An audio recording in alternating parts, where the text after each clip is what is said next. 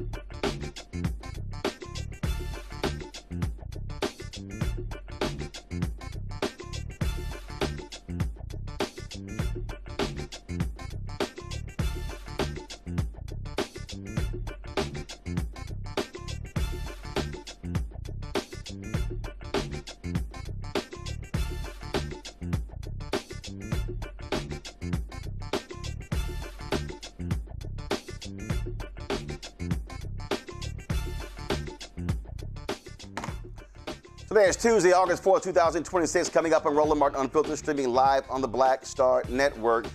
New Jersey Senator Cory Booker called out two fellow senators for giving away their votes for nothing before today's Senate Judiciary Committee over Donald Trump's personal attorney becoming the next Attorney General, Todd Blanche.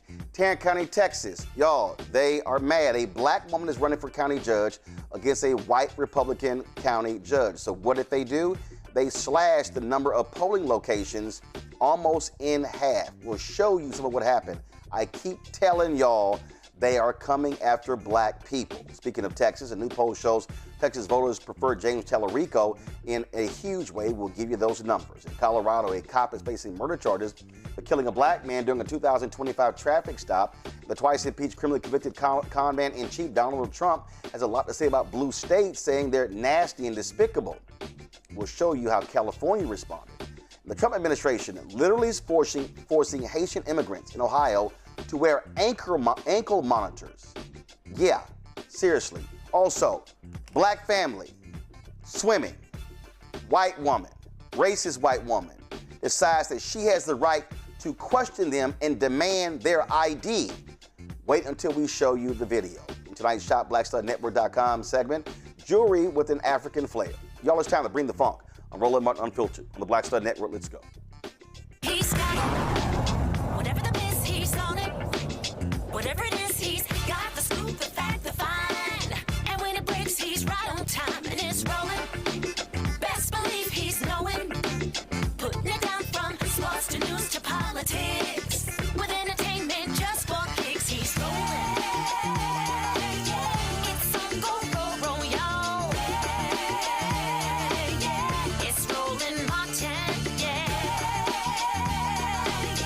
rolling with Roland now. He's funky, he's fresh, he's real, the best, you know he's Roland Martin now.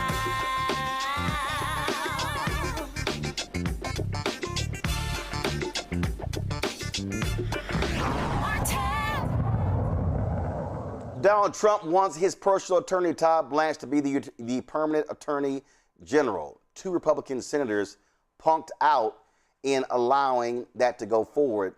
New Jersey Senator Cory Booker was not happy at all, and he let them have it in today's hearing. Senator Booker. Mr. Chairman, I am shocked. I think I've been here 14 years. I have not seen something as farcical as what I've witnessed over the last few weeks. We have a nominee that it seemed like some of my colleagues in a noble way were saying is unqualified unless he gives some kind of guarantee that what we now know on both sides of the aisle, Americans think is absolutely outrageous. A slush fund had been created for the president to dole out to people who've done the most awful things, literally people that stormed the Capitol and beat police officers in this building would not get taxpayer dollars as some kind of reward. Universal disagreement on that, and the fact that a president of the United States is not above the law and shouldn't be able to cheat on their taxes. And so I sat back for days now looking forward to us, at least of all the things that Todd Blanche has done that is disqualifying for this job, I thought at least we were going to be able to get an end to that nightmare. And here's the thing, Mr. Chairman.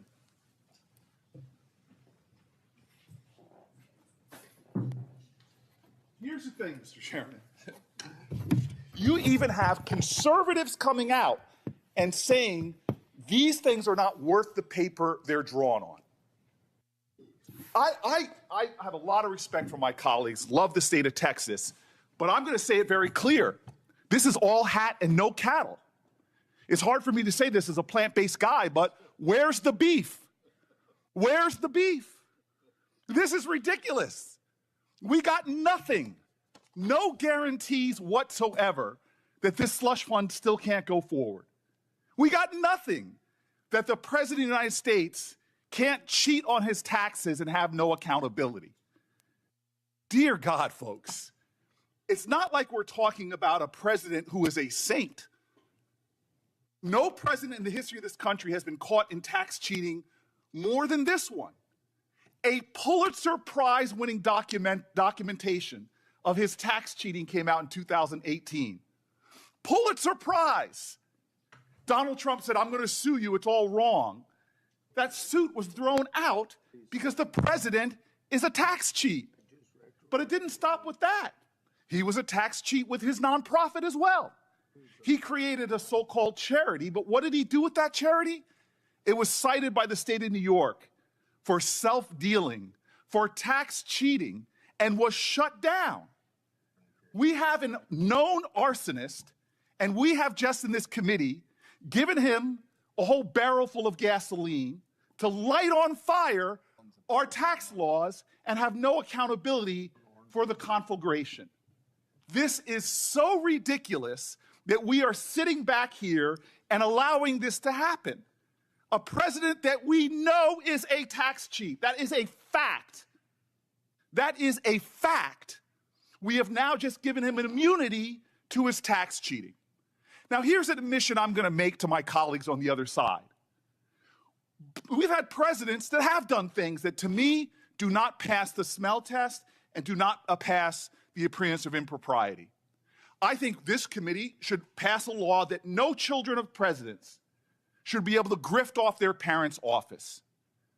To me, it is ridiculous the corruption that we have normalized in America, that presidents' children can go out and sit on boards and make money. That is wrong and that is corrupting. But they have become so obsessed with the millions that the Bidens have made that they have ignored completely the billions of dollars that the Trump family is making. That is like being obsessed and using a magnifying glass to study the stain on the living room carpet when behind you is a mountain of excrement covering the living room couch and coffee table. This is so outrageous, the lack of proportionality going on my colleagues, it is laughable.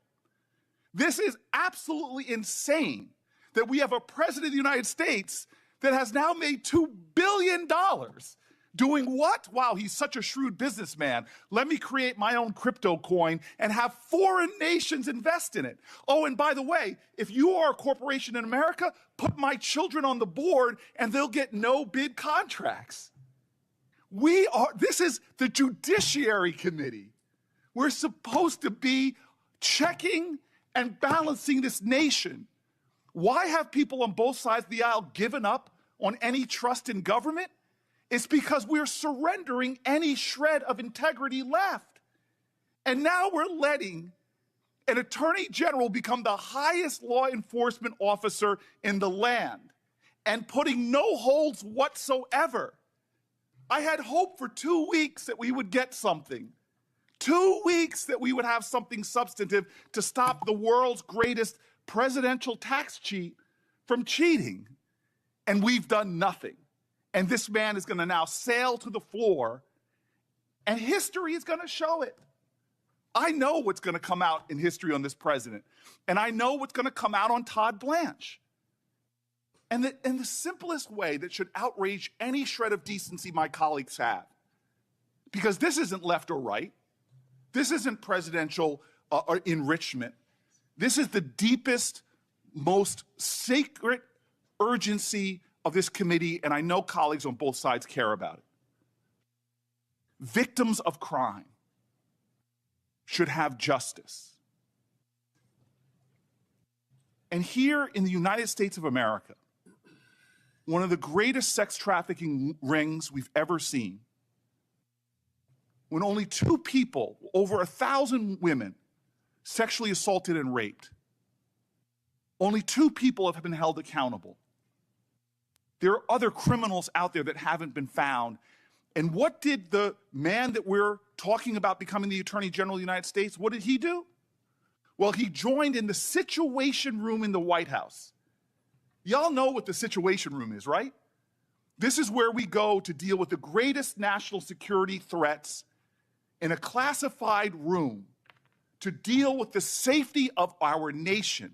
And yet this administration in the Situation Room calls an emergency meeting at which Todd Blanche was there to say, what are we going to do? Because the president appears in the Epstein files hundreds of times. They didn't get together to say, this is really bad. This is eroding trust in the justice system. This is eroding trust in the rule of law. We have to find a way to hold powerful people accountable. No, they came together with Todd Blanche in the room. How do we protect the president? And what happened after that? One of the most unusual things in the history of our country happened after that. Todd Blanche, at the highest heights of our Justice Department, ran to the prison of Ghislaine Maxwell. This is unprecedented. This is, lawyers tell me, untoward. This is corrupting. He didn't study the case files. He didn't talk to the prosecutors. No, he ran to the jail cell and met with her for 2 days, insulting every single Epstein victim that had been asking for a meeting for years. And after 2 days of meetings, did we get information that led to an indictment? No. Did we get information that led to new opens of investigations? No. Did we get one more conviction? No. What did we get?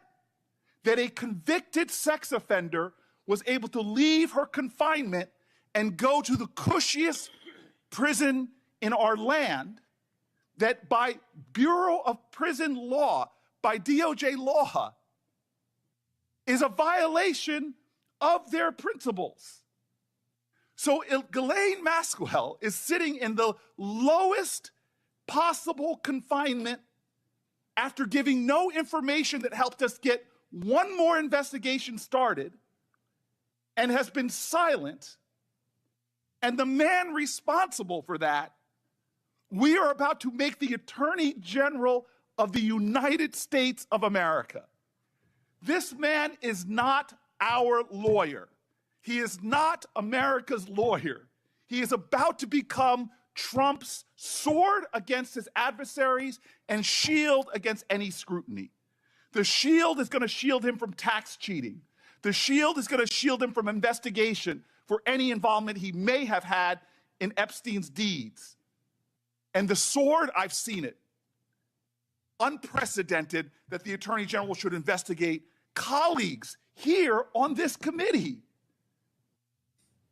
This is farcical. It would be literally laughably funny if it wasn't so dangerous. We are about to put a person in one of the most powerful positions in the land, vital for not only enforcing the law, protecting national security, but also vital for upholding our democracy. And my Republican colleagues sound like Jan Brady, Marsha, Marsha, Marsha, Biden, Biden, Biden.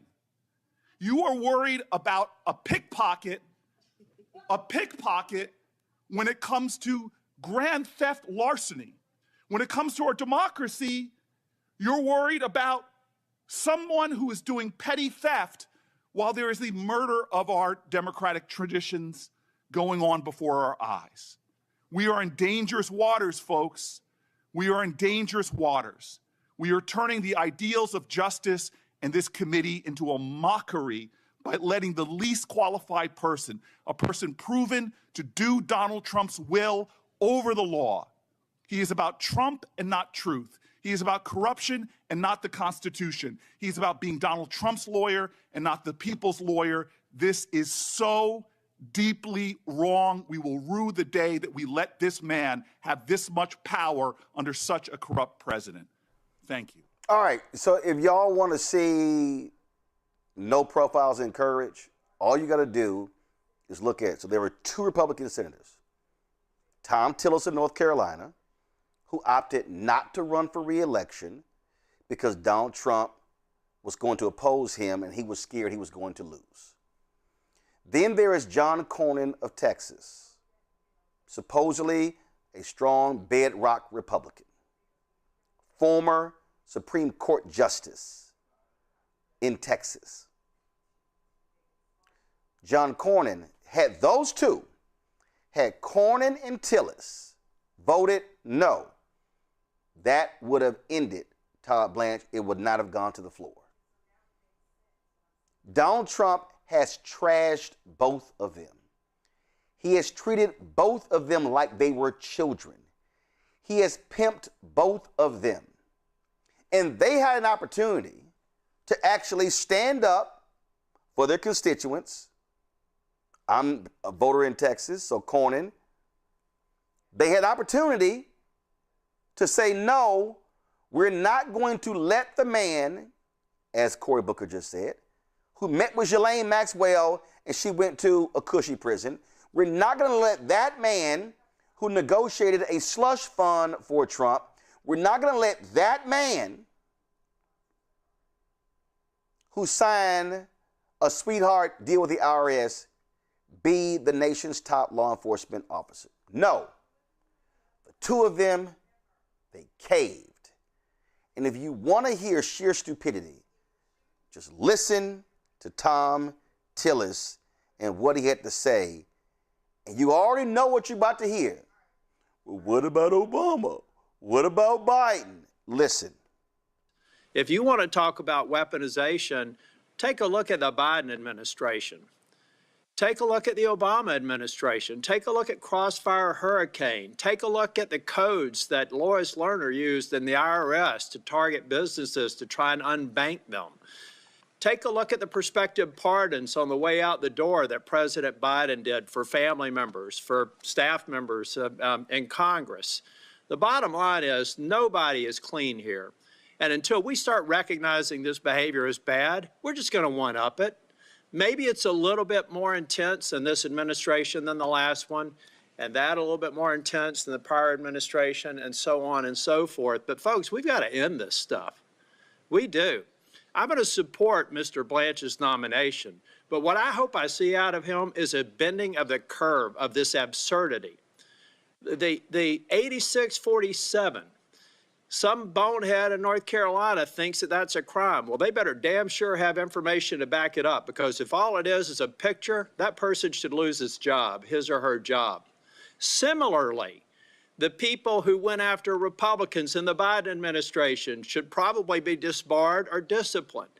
So at the end of the day, don't act like you're standing on some sort of moral high ground if you start attacking this administration, because I can match you almost deed for deed. What I would like to see here is maybe people saying, look at it, instead of criticizing people on the other side of the aisle, why don't you go back and hold your own caucus and your conference to a higher standard? That's what I'm doing. That's what Senator Cornyn's doing, and that's what I think the American people want more of. And Mr. Chair, thank you for your patience. I know from time to time, I don't like delaying markups, but I thought that this was a very important one because we got to a good outcome. And I appreciate Mr. Blanche working in good faith, and I am prepared to vote yes today in his confirmation, or in moving his. Oh, so we need to end this, but I'm going to go ahead and vote for the crooked-ass Trump attorney. Okay, I got you, Tom Tillis. If you also want to see pure weakness, all you got to do is listen to this here. Y'all, I want you to understand, this is a sitting United States senator. You would think he's read the Constitution. You would think he understands that the House and the Senate have oversight of the executive and the judicial branch. But no, not John Cornyn. He is still kissing Donald Trump's ass. Listen. Was saying as recently as yesterday that he likes the idea of this fund, that he wants to find some way to pay these people. Does that concern you as someone who's tried to fight against getting this anti-weaponization fund in place? Well, there's nothing we could do to rein in the president when he said he likes the fund and he wishes it still exists, but the fact of the matter, it's dead. And that's all we could do under these circumstances. See you all. Thank you. Okay. He just said there's nothing we can do to rein in the president. You could have said, we're not going to give you your attorney general.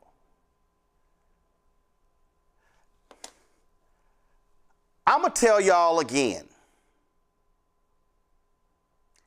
And maybe you didn't believe me the previous 1,276 times I said this. The Republican Party does not care about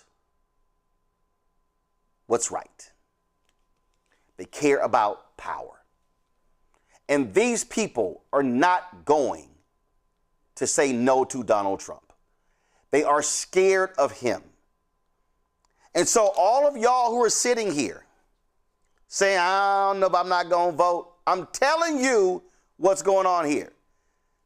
If you do not go to the polls in November in massive numbers and defeat every MAGA candidate, you're going to see more of this in the next 2 years. And you thought the first 2 years were nuts. You ain't seen nothing yet.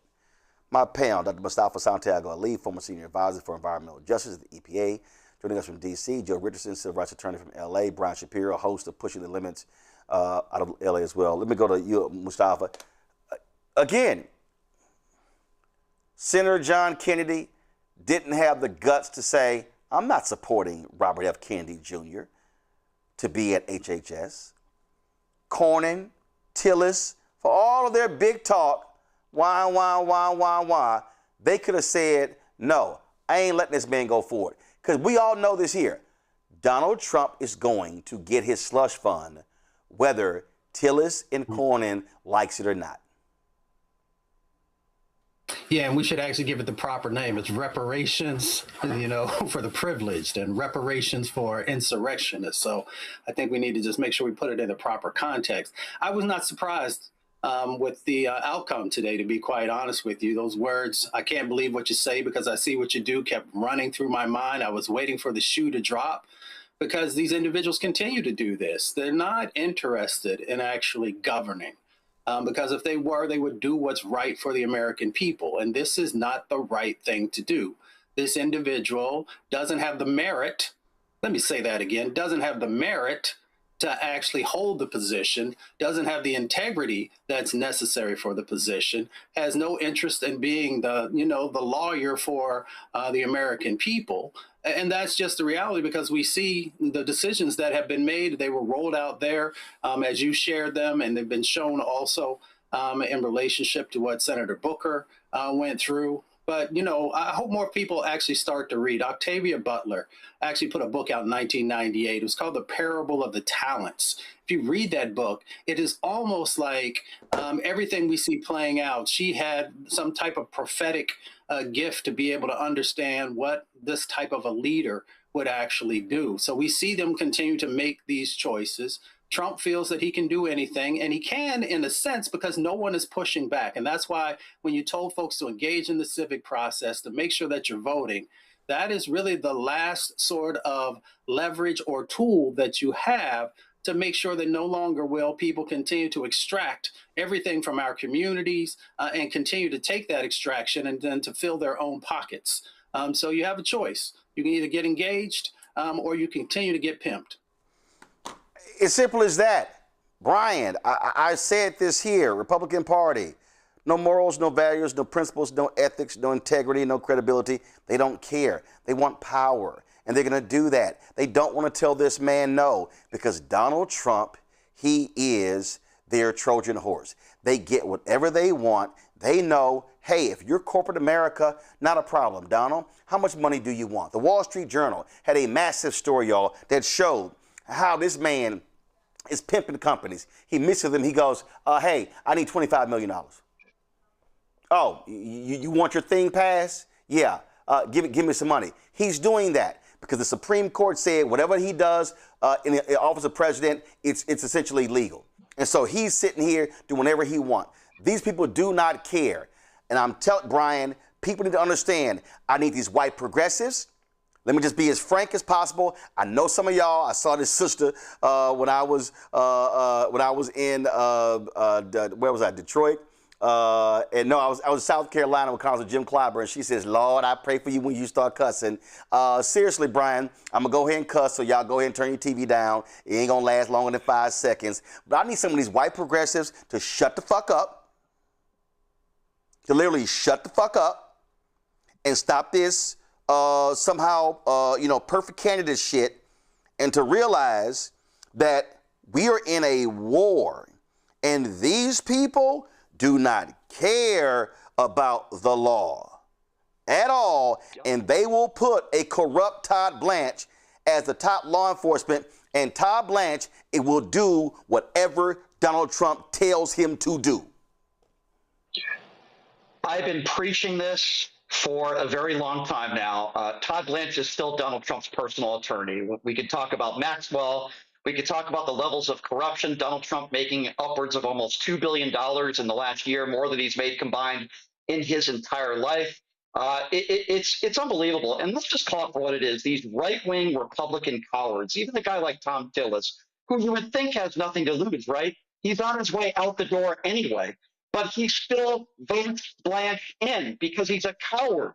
It doesn't even matter whether they remain in power or not. And when he said tit for tat, can you please name me a Democrat that has ever been in office in our lifetime to the levels of corruption with Donald Trump?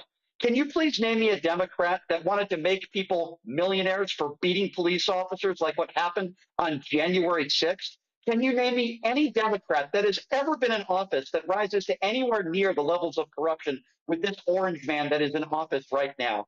Todd Blanche is still Donald Trump's attorney. Oh, yeah, he was also found on tape that was leaked that he wants to ban abortion nationwide. Their reckless policies are ruining this country. Todd Blanche is willing to break the law to do and say whatever Donald Trump wants him to do. These are very dangerous times that we are living in. You know, Senator Booker's a good man. I ran into him in D.C. at an airport a few weeks ago. I thought he did a wonderful job. Unfortunately, it's not enough.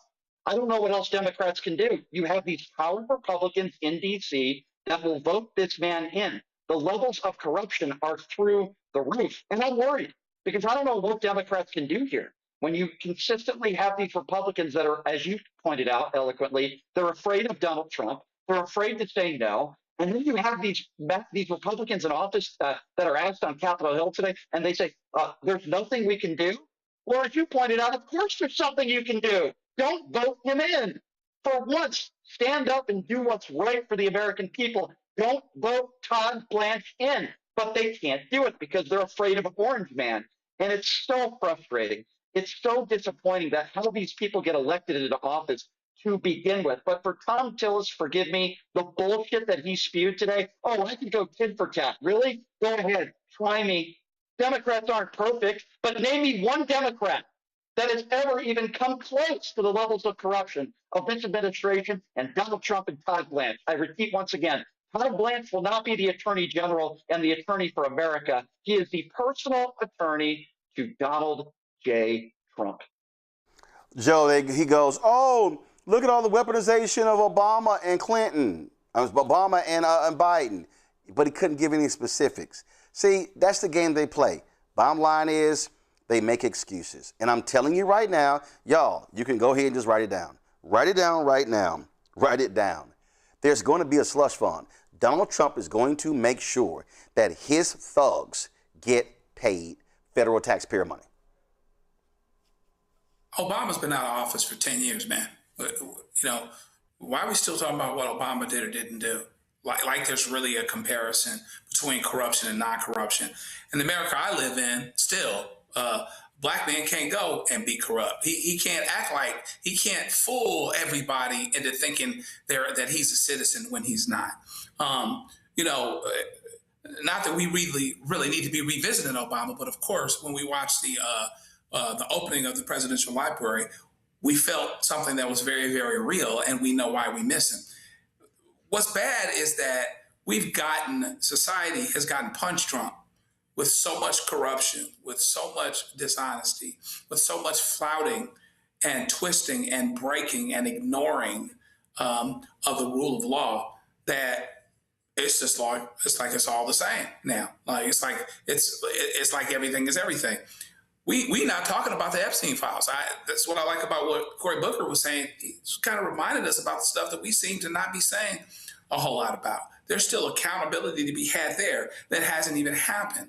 And then, of course, yes, there's going to continue to be a slush fund. He's going to do the best he can to reward his people the best way he possibly can.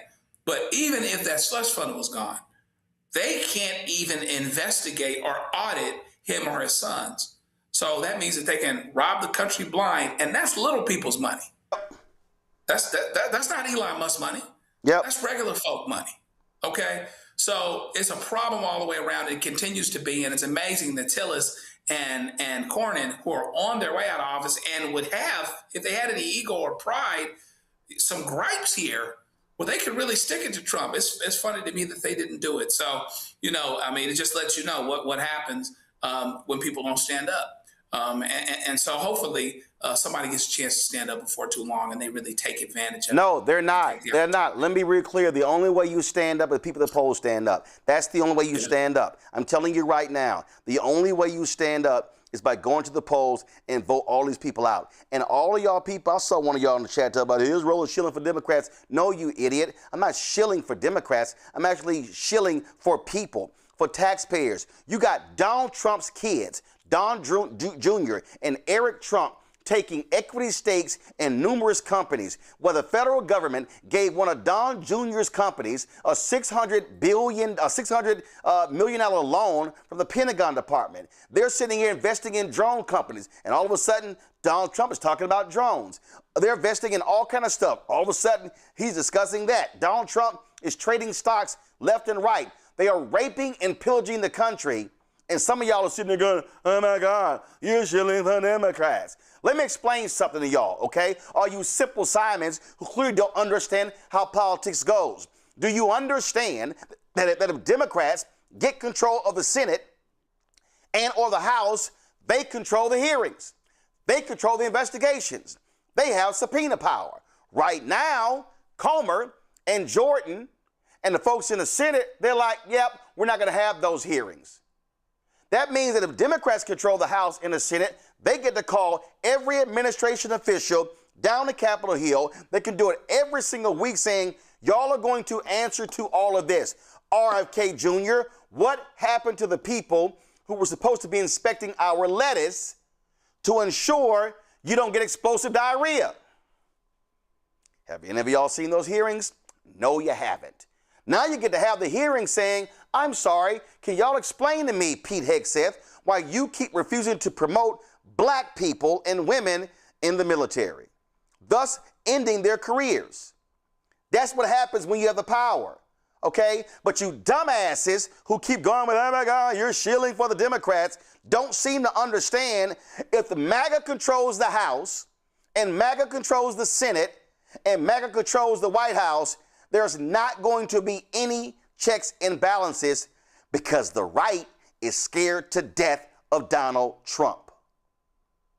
Now do you understand what the hell is going on? The raping and pillaging is happening before our very eyes. Black people, there's a bullseye on every black woman, black man, black child when it comes to their policies. It's no lie. So you need to understand what's going on here. And I'm telling you, they're not going to stop. They're not. They want to, what? The report was they've already instituted 58%, or was it 63% of Project 2025. They want to do 100%. But some of y'all simple sounds, you're shilling for the Democrats. Okay, for any of y'all who say that, please show me exactly. I would just love to see how Republicans are advancing an agenda that's actually helping black people. Oh, I don't know. Let's see. Gas prices up. Beef is up. Let's say they're wiping people off when it comes to Plan D, Medicare. We can just go down the line and see all the stuff that's going on. We're going to be chatting in a moment with Tarrant County Commissioner Lisa Simmons. Why? Because they're damn near slashing in half voting locations in Tarrant County. You know why? Because they don't want black folks there voting. They don't want white progressives voting because they've been losing elections. But you want to say, I'm shilling. Okay, we shall shill on. Going to a break here, watching Roland Martin Unfiltered on the Black Star Network. All right, folks, let me get personal for a second. My mom had questions about her Medicare, so she called Chapter, a Medicare advisory company, and she texted me right after saying it's a great benefit. It was easy. A real person walked her through the whole thing, and now she understands better what's going on. But it's not just her. A woman in Yonkers wrote in saying the process was so simple, the enrollment was easy, and she was so glad she called. Then there's Marilyn, 90 years old, in Florida, living on Social Security. Her premium climbed every single year north of $400 a month for coverage she could barely afford anymore. So what does she do? She called Chapter. They found her the same top-tier coverage for hundreds of dollars less. 90 years old, and finally somebody in her corner. I hear stories like that again and again from our community. The Medicare system was not built to work for you. Too much fine print, too many plans. Yet Chapter's advisors are independent and honest, the only Medicare advisors that compare every plan nationwide. They're focused on one thing, what actually works for you. If you're already in the right plan, they'll tell you. No games, and people who switched to a chapter saved an average of $1,100 a year. All it takes is 20 minutes.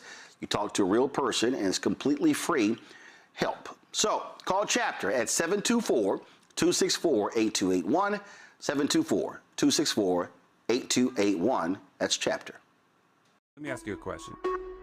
Why do so many people seem to think they know black men so well? What they think we want, what they think we need. Hell, they even tried to tell us why and how we voted, but never had a conversation with us. Never asked us how we felt, what brings us joy, what makes us angry, what makes us scared. How do we live? That's what this show is about. No translation, because we don't need anybody speaking for us. We can speak for ourselves. This will be a show where we bring brothers on that you don't see on every other talk show. Nope. Brothers that are doing work in local communities with black men for black communities. We're going to hear each other and try to understand so perhaps we can move forward together. No translation, because we don't need anybody speaking for us. Nope. What we need is each other. No translation, right here on the Black Star Network. Check it out. This is Tamala Mann. And this is David Mann. And you're watching Roland Martin Unfiltered.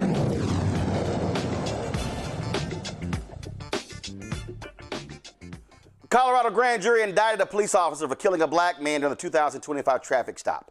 Arapahoe County grand jury charged Aurora police officer Matthew Neely with second-degree murder and reckless manslaughter for fatally shooting Rajon Belt Stubblefield in the chest and head. Here's what Amy Patton, the DA of the 18th Judicial District, had to say about the indictment.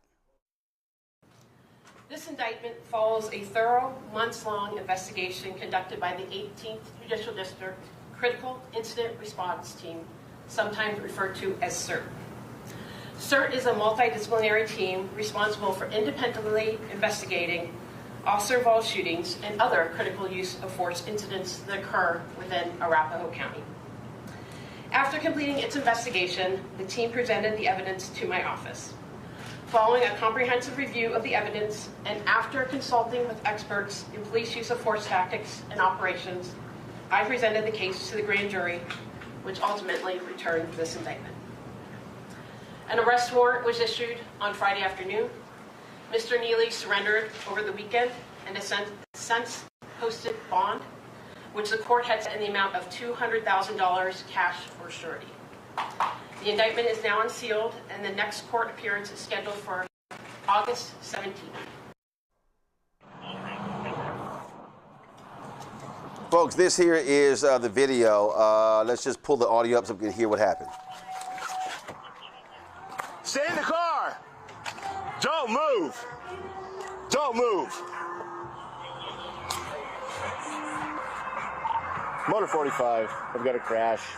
6th, just east of 225. Get a couple cars here now. Stay in the. Give me your hands. Show me your hands. Get your hands up, dude. Don't show me. Get your hands up right now. Get your hands up. Yeah.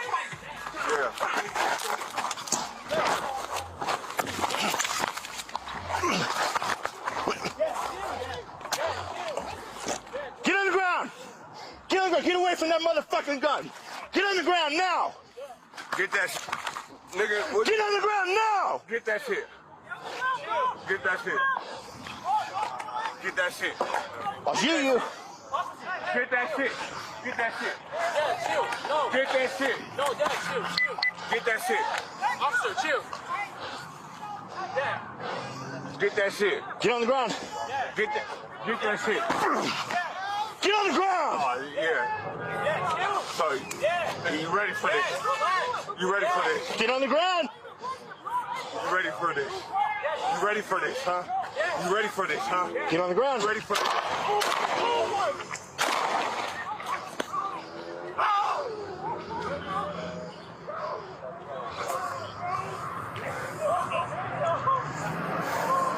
Shots fired. Motor 45, shots fired. Give me some cars. Cruiser. Ambulance hot.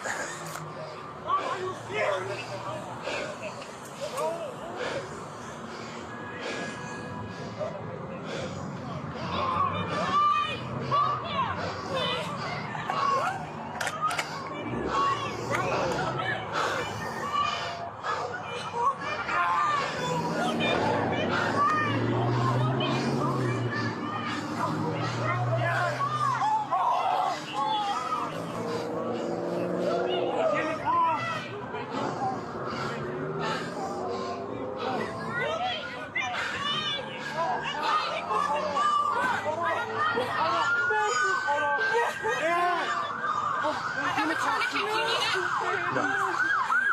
It's not a tourniquet kind of thing. Thank you.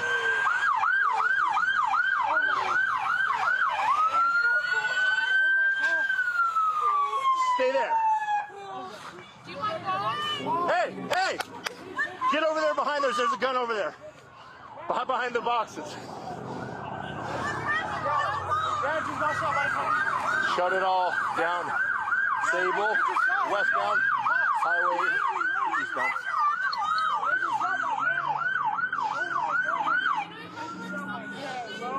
What? They just shot my dad. He didn't have no gun. Did you find that gun? He threw the gun. I got your red right here, bro. You got it? Okay. Oh my God, bro. Thank you. Yeah. They just shot my dad. Joe, I'm glad to see this grand jury had the common sense. Again, this took place on August 30th, 2025, when Neely attempted to conduct a traffic stop and pull over Rajon. And you see that body cam video there. And so the question then becomes, was that justified? Hell no. Civil rights attorney Milo Schwab represents Rajon's family. Here's what he had to say after the announcement of the indictment. It's been nearly a year since Rajon was killed, but it's not just about Rajon. It's about this long list of police officers that have killed members of our community year after year after year. This has been a long time coming. But it's fitting too. Friday was, or would have been, Rajon's birthday. This past Friday. But today is an incredible day. Today is a day of accountability and fairness and justice. For too long, district attorneys decide these questions of whether police commit crimes on their own. And all too often, they decide no. Amy Padden had the courage to ask the community, to ask and to convene a grand jury. And this is what happens when the community is asked. Because the community will fairly and justly and equally apply our laws both to members of the community and the police. And they will make sure that police officers, when they commit crimes, are treated just as any other member of the community would be. And I hope that this is a model. I hope this is a model for the future for other district attorneys across this state when they see and are confronted with officer-involved killings, that they will bring the community in and decide, or to bring the community in to make sure and to make that decision for them. Joe, my goodness. Yeah, I mean, there's some good news that comes out of this a couple of different ways. It looks like the DA had the investigation go to, and I don't know if it's another agency that's connected or disconnected, but there's been this larger discussion for a long time about agencies other than the arresting agency or the shooting agency or the DA actually investigate whether or not charges ought to be brought, or doing an investigation and then turn it around, giving it to a grand jury who decides based on the information. This is about as objective as you can be in terms of figuring out whether something ought to happen, whether this ought to go to the next place in terms of doing an investigation and then eventually doing a trial. So this man is still innocent until proven guilty. But that being said, clearly this is a situation where he didn't have to shoot this brother. He didn't have to shoot this brother at all. And at the end of the day, you have this happening so often where police will do maybe what they believe they can and what they believe they can get away with, even if they don't have to do it. Protecting and serving includes protecting and serving people that don't necessarily agree with you, that don't like you, and whose situations force you to make good decisions. Okay? Now, I can have a separate discussion with this kid's family or with this kid, if the kid has survived, about do this or do that or whatever else. But the law is still the law. The police deal with people that are imperfect and that may not be crazy about them. They still got to make good decisions. And the idea that the people here decided that this should go to trial is frankly what gives it the credibility. The people actually decided. And hopefully this is something that, an example that can be emulated. Put this in the hands of the people. Put this in the hands of investigating agencies who don't have to, most of the time, get along with cops, don't have to rely on them to successfully prosecute people. And then maybe you have a better chance of the truth actually coming out. And this is what we have here. You know what's crazy? You got somebody in the chat, Brian, saying, well, why didn't Demons pass the George Floyd Justice Act? They did. They passed it in the House. Mm-hmm. They passed it in the House. It couldn't get through the Senate. But the bottom line is the George Floyd Justice Act still would have not prevented this here. This is what happens when you have these trigger-happy cops. Yeah. So here's what I think the police officer should have done. And by the way, I think you know me well enough to know I'm not one of those people that says, well, just comply and this doesn't happen. You know, I'm not Tom Homan here. With that being said, he's in kind of a fighting stance and he's moving towards the officer. Why doesn't the officer take out his taser? I think that would have been justified. Don't use lethal force. Take out your taser, put handcuffs on him. Why doesn't he take out his taser? I think that's the number one question. If I'm trying to prosecute this police officer, you're trained in a situation like this. He doesn't have a gun on his person. At least I didn't see it. I don't believe deadly force should have been used. Why don't you tase this man, put handcuffs on him? Now, if you try tasing him and that doesn't work, then maybe it's another conversation. But why don't you take out your gun and kill him immediately? But that's the part that really is confusing to me. Now, with that being said, and maybe you guys might disagree with me on this, I think this is not an open and shut case. The question is, did this police officer believe that his life was in jeopardy? Now, based on the video that I saw, I do believe rightfully so he should be charged and I would find him guilty. But to me, if I'm trying to prosecute this officer, you're trained in law enforcement. Take out your taser first. Unless this guy is pointing a gun at you. Unless this guy is lunging at you with a knife, then that's different. Then you got to take out your gun and you got to shoot. That would be justified. But he doesn't have a weapon on his person. So what are you doing? Take out your taser. Don't use lethal force. And hopefully that puts him on the ground and then put your handcuffs on him. That's what should have been done. That would have been the proper protocol. And obviously this officer didn't do that. So I do think that this is justified. Will this be an open and closed case? I'm not so sure about that. But I am glad that a jury did indict him because I think that was appropriate.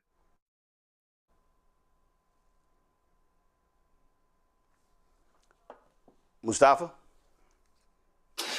Yeah, I mean, I think Brian hit it on the head. I was sitting here thinking, you know, non-lethal force. That should always be the go-to in these situations. But unfortunately, we've seen enough video that shows the differences between how African-American or Black men are handled and how others, especially white brothers, are actually handled. I have literally seen and watched numerous times when, you know, a white brother is out there engaging with the police officer, running at them, swinging at them, attacking them, and, you know, lethal force is not being, brought forward. But it is a different situation. So we don't have to just talk about what we've seen on video. There are literally studies out there that show the difference, between what happens with Black folks and white folks in these types of situations. And unfortunately, Black folks often lose their lives when guns are drawn and when police officers feel that they are in a threatened situation. Now, we can unpack that because there's also a psychological component to that where we are seen as a threat, even when we don't have a weapon. So there are lots of different complexities here, but it comes down really simply to we are often dehumanized and are seen as more violent and a greater threat than others, and therefore people often pull the trigger on us when they give others a pass. Indeed. All right, folks, so we're going to go to a break. We come back. We want to talk with the Tarrant County Commissioner, Elisa Simmons. Now, remember, they gerrymandered her seat out. Republicans did because they wanted not 3-2 majority, 4-1 majority. She's now running for county judge. Now the white Republican county judge, he is slashing almost in half polling locations. They're trying to rig the election, y'all, right before our very eyes. You're watching Roland Martin Unfiltered on the Black Star Network. Support the work that we do. Join our Brain and Funk fan club. You want to contribute via Cash App, use a Stripe QR code. You also have this for credit cards as well. If you're listening, go to blackstarnetwork.com for ways to give. Checks and money order, make it payable to Roland Martin Unfiltered, P.O. Box 57196, Washington, D.C. 20037-0196. PayPal's R Martin Unfiltered, Venmo RM Unfiltered, Zelle, Roland at RolandSMartin.com, Roland at RolandMartinUnfiltered.com. We'll be right back. All right, folks, let me get personal for a second. My mom had questions about her Medicare, so she called Chapter, a Medicare advisory company, and she texted me right after saying it's a great benefit. It was easy. A real person walked her through the whole thing, and now she understands better what's going on. But it's not just her. A woman in Yonkers wrote in saying the process was so simple, the enrollment was easy, and she was so glad she called. Then there's Marilyn, 90 years old, in Florida, living on Social Security. Her premium climbed every single year north of $400 a month for coverage she could barely afford anymore. So what does she do? She called Chapter. They found her the same top-tier coverage for hundreds of dollars less. 90 years old, and finally somebody in her corner. I hear stories like that again and again from our community. The Medicare system was not built to work for you. Too much fine print, too many plans. Yet Chapter's advisors are independent and honest, the only Medicare advisors that compare every plan nationwide. They're focused on one thing, what actually works for you. If you're already in the right plan, they'll tell you. No games. And people who switched with Chapter saved an average of $1,100 a year. All it takes is 20 minutes. You talk to a real person, and it's completely free help. So call Chapter at 724-264-8281, 724-264-8281. That's Chapter. Let me ask you a question. Why do so many people seem to think they know black men so well? What they think we want, what they think we need. Hell, they even tried to tell us why and how we voted, but never had a conversation with us.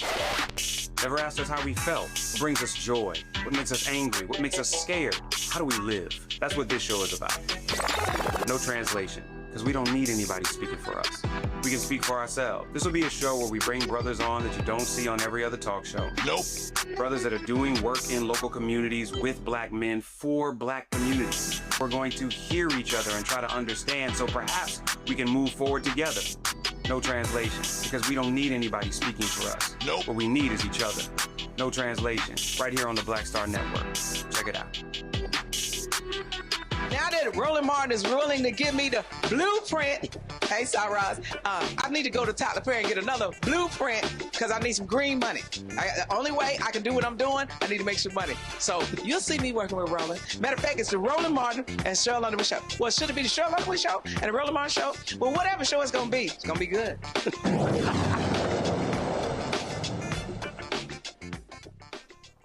Trump administration continues its attacks on the Haitian community in Ohio, folks. Now the administration is summoning those Haitian immigrants to immigration offices to either be removed from the country or forced to wear ankle monitors before facing a deportation hearing. In June, the Supreme Court allowed for the administration to revoke protections for roughly 350,000 Haitians in the United States. Thousands of Haitians in Springfield, Ohio, with temporary protected status were called into immigration and custom enforcement offices in recent days to be equipped with monitoring devices and blocked from traveling outside a 75-mile radius from their homes. This newfound attack on Haitians has sparked numerous protests around Springfield. Joe, what the hell?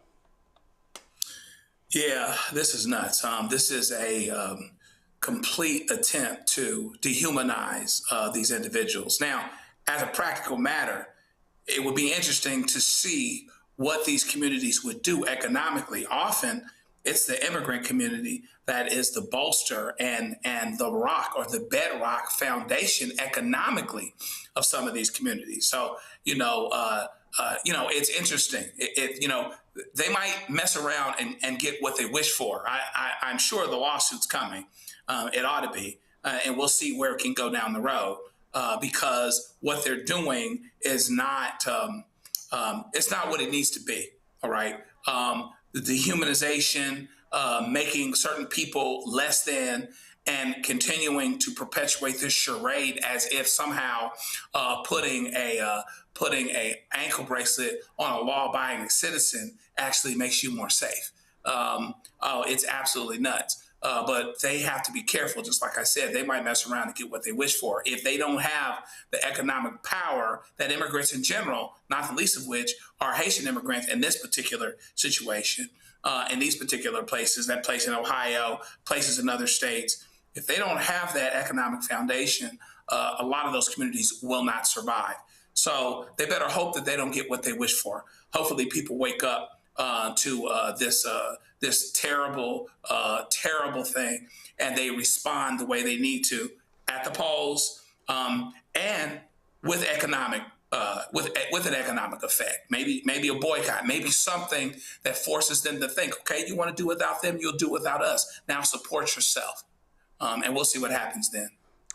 Listen, I made it clear this administration is racist, Mustafa. They only want white people coming to this country. They only want white refugees. Donald Trump has literally said it. This is not all, this is your opinion. He's literally said it. Right. And Joe's right. You know, he talked about dehumanization, but this is deeper than that. This is about psychological submission. It's about physical torment. It is about bringing forward the tools of the past. Let me unpack what I mean by that. I'm not Greg Carr, but I know a little bit. It is, you know, black folks through our history, remember when we had to actually wear, you know, you had these punishment collars, you had these bells that would ring. They did that, make sure that you were, you know, getting in alignment with what their program was at that time. It was also about making sure that you couldn't run away, all these different types of things. And then they upgraded it to the spurred anklets. So you literally would have these anklets that had these protruding pieces of iron. Now, it stopped you from being able to run through forests, but it also was to make sure that you continually felt the physical despair that they had put upon you. So I want folks to understand this is not a new playbook. Just because you now have this ankle monitor, this is just the 21st century version of things that people have done to black folks throughout the history of this country. So yes, Joe's right. You do have to, we should be making sure that we have economic boycotts or making sure that we're utilizing, you know, our financial power to address these types of things. Yes, we got to make sure that we're voting so you don't have these types of individuals who continue to bring forward these very antiquated, evil sets of actions. But we also got to stand in solidarity with our brothers and sisters. And unfortunately, some folks have difficulty in understanding that if we are of the African diaspora, that what affects one of us affects all of us. It just may come in different forms and fashions. So now is the moment to make sure that we're doing the right thing. Well, the other thing is, Brian, it would be great to see, we played last week Ohio Governor Mike DeWine, Republican, talking about the contributions of these Haitians. It would be great to see other Republicans in that state speak up, because the reality is those Haitian immigrants saved Springfield. But, you know, Jim Jordan won't say jack. J.D. Vance spread those lies as well. And so here's what's going to happen. They're going to sit here and do, you know, it's going to be FAFO. And guess what, Springfield, Ohio? When your city dies economically, and then when all of a sudden your homes are not being bought, jobs not being taken, and your sales tax receipts actually drop, then y'all might be thinking about those Haitians. Yeah. Well, good luck waiting for these middle-aged, white, crusty MAGA Republicans to stand up for anybody brown, let alone Haitians. This was never about making America great again. As I've been saying this for years, it's make America white again. That's what that really means. They're eating the cats. They're eating the dogs. Do we remember this lie put forth by J.D. Vance and then Donald Trump saying it on a debate stage with Kamala Harris? It was embarrassing. Did they ever retract? Did they ever apologize when it was actually a white woman and her cat that went lost, and then she found her cat? Did we hear any retractions or apologies? No. The excuse from J.D. Vance was, well, those were what my constituents told me, even though you had local law enforcement, the mayor, and even the governor saying basically that it was a lie. This is what the Trump administration does. They want to treat brown people like animals. And I ask MAGA Republicans this question all the time when we're talking about immigration and how they treat brown people. Why is it that the Trump administration has welcomed with open arms 100% white people from South Africa that are seeking asylum, but they haven't done that for one brown person? It's funny, I still haven't received a real answer from any of these people, but I think we all know what the real answer is, because this is a racist administration. Because this man, Donald J. Trump, has been a racist his entire life. We could go back to the thousands of discrimination lawsuits that he had to pay out in Manhattan, The man's own father was arrested at a Klan rally. So that's what this administration is all about. I would love to see some Republicans out there defend some of these Haitians. I think they're wonderful people. They're great for their communities. But I think we're going to be waiting a very long time until we actually see some of these Republicans step up when it comes to this or anything else involving racial relations. Yeah, I mean, it's who they are. This is the nonsense that they do, and it shows you in terms of their actions and how nonsensical they are. And of course, they're being led by an absolute imbecile. He had a rambling news conference, and this fool, this twice impeached, criminally convicted felon, con man, absolutely despicable individual, and he's always been trashing Democrat-led cities, but listen to what he described. I don't happen to be running, but a lot of very good Republicans are running. And you have a sick ideology taking place right now that, hopefully they'll be defeated because they'll destroy the country if they ever take over. But this desk is like a blocking desk, no matter who gets in. If it's bad, I block, and I'm good at blocking. If it's bad, if it's stupid things like the things they want to do, we want to get rid of the U.S. Senate. I don't like a lot of Senate, just to be honest with you. I don't want to get rid of the Senate. We want to get rid of the Supreme Court. They want to put now 21 or 23 people, that's the real, on the Supreme Court, or get rid of it. They want to get rid of the presidency. They want to have an appointed executive running. That's a communist thing, That's a communist thing. These are sick people. And, I said it the other day, and it maybe doesn't sound that important, but when a country goes bad, like look at the blue cities. What do they have in common, aside from massive crime? Much more crime. The Republicans have very little crime. But what do the blue cities have in mind? And also you can say this with nations when they go bad. The blue cities have something in common, crime, high crime, vicious, violent crime. But what do they have in common? They're all dirty. They're filthy dirty. Their streets are dirty. Their streets smell. Their storefronts are broken. Their trees are all gross. Everything about the place is dirty. And I don't want to mention any specific city. It's really all of them. But you go into these cities that are blue, they're crime-ridden, and they're filthy dirty. They're like Washington, D.C. was a year and a half ago, with graffiti all over the place, with crime all over the place, with people afraid to be here. You had to be ashamed of your capital. Some of the most beautiful buildings built in the real time. Like you look at the Supreme Court building and they put graffiti on it. The most beautiful columns I've ever seen. In fact, our columns are going to be nicer at the ballroom. I said, I want the Supreme Court, but better. But you look at those columns, how magnificent, and then you see graffiti on the side of the building. No artistry, just bad people. But the one thing they all have in common, crime, the two things, crime, but they're disgusting. They're filthy dirty. The streets are dirty. They have people lying all over the street doing you know what. They're all the same. And this is what we're going to put in it. Not going to happen in our country. Wow, it's amazing how he skips over the crime in rural America in many of those red states. But he's a liar. That's what he does. I mean, he is a liar. He is the liar in chief. And that's what it's all about. Oh, by the way, Brian, last I checked, crime is way down in New York City. Crime is way down in Baltimore. And he can't take credit for those actions because it wasn't his policies. But this is who this man is. He is despicable. And the things that he's, I mean, again, and this also goes to show you how shameful the right wing is. If Biden, if Obama, I mean, my God, we saw what happened when Obama said that the Cambridge, Massachusetts police acted stupidly in arresting Skip Gates after he identified himself, how they just lost their minds. Obama had to have a damn beer summit with the cop and Skip Gates.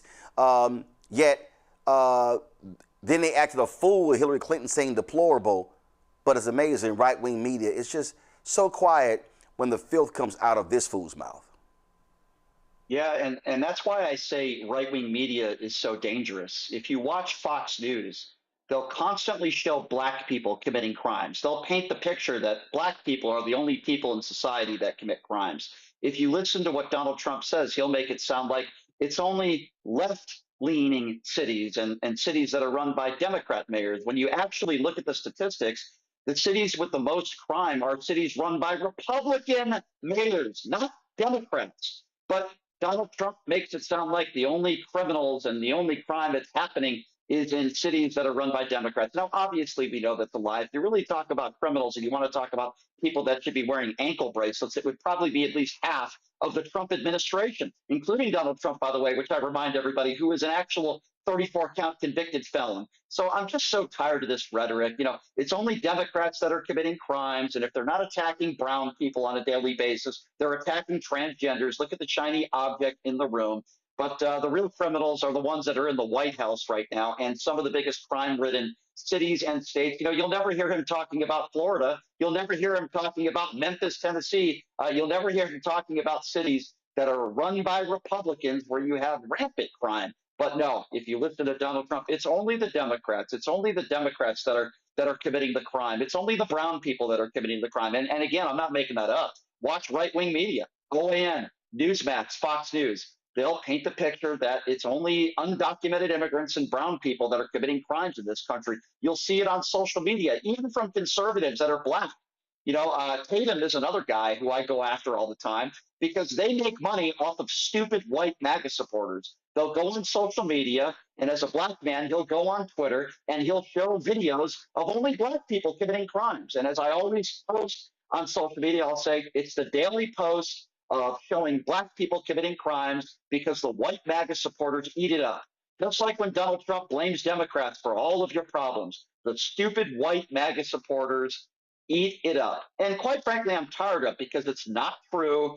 It's dangerous. And for ill-informed people, they paint the picture that it's only Democrats and it's only brown people that are committing all the crime in this country, where that couldn't be the furthest from the truth. I guess, Mustafa, the only thing really smelly is sitting behind Donald Trump at a funeral. I'm gonna leave that one alone. I do know that he continues to make the swamp swampier. I'm real clear about that. I'm also real clear that whenever he opens his mouth, it sounds like he doesn't have any idea what the hell he's talking about. So let's just unpack that. So let's talk about federal buildings and graffiti. How in the world are you going to have graffiti on federal buildings when you got cameras everywhere and you got guards walking around 24/7, making sure that there are no crimes that are being committed or no one is in a location where they're not supposed to be? You know, in relationship to blue cities, let's just be clear that many of those blue cities are actually the drivers of our economy. So they're actually covering the cost for everybody across our country, but he never wants to talk about that.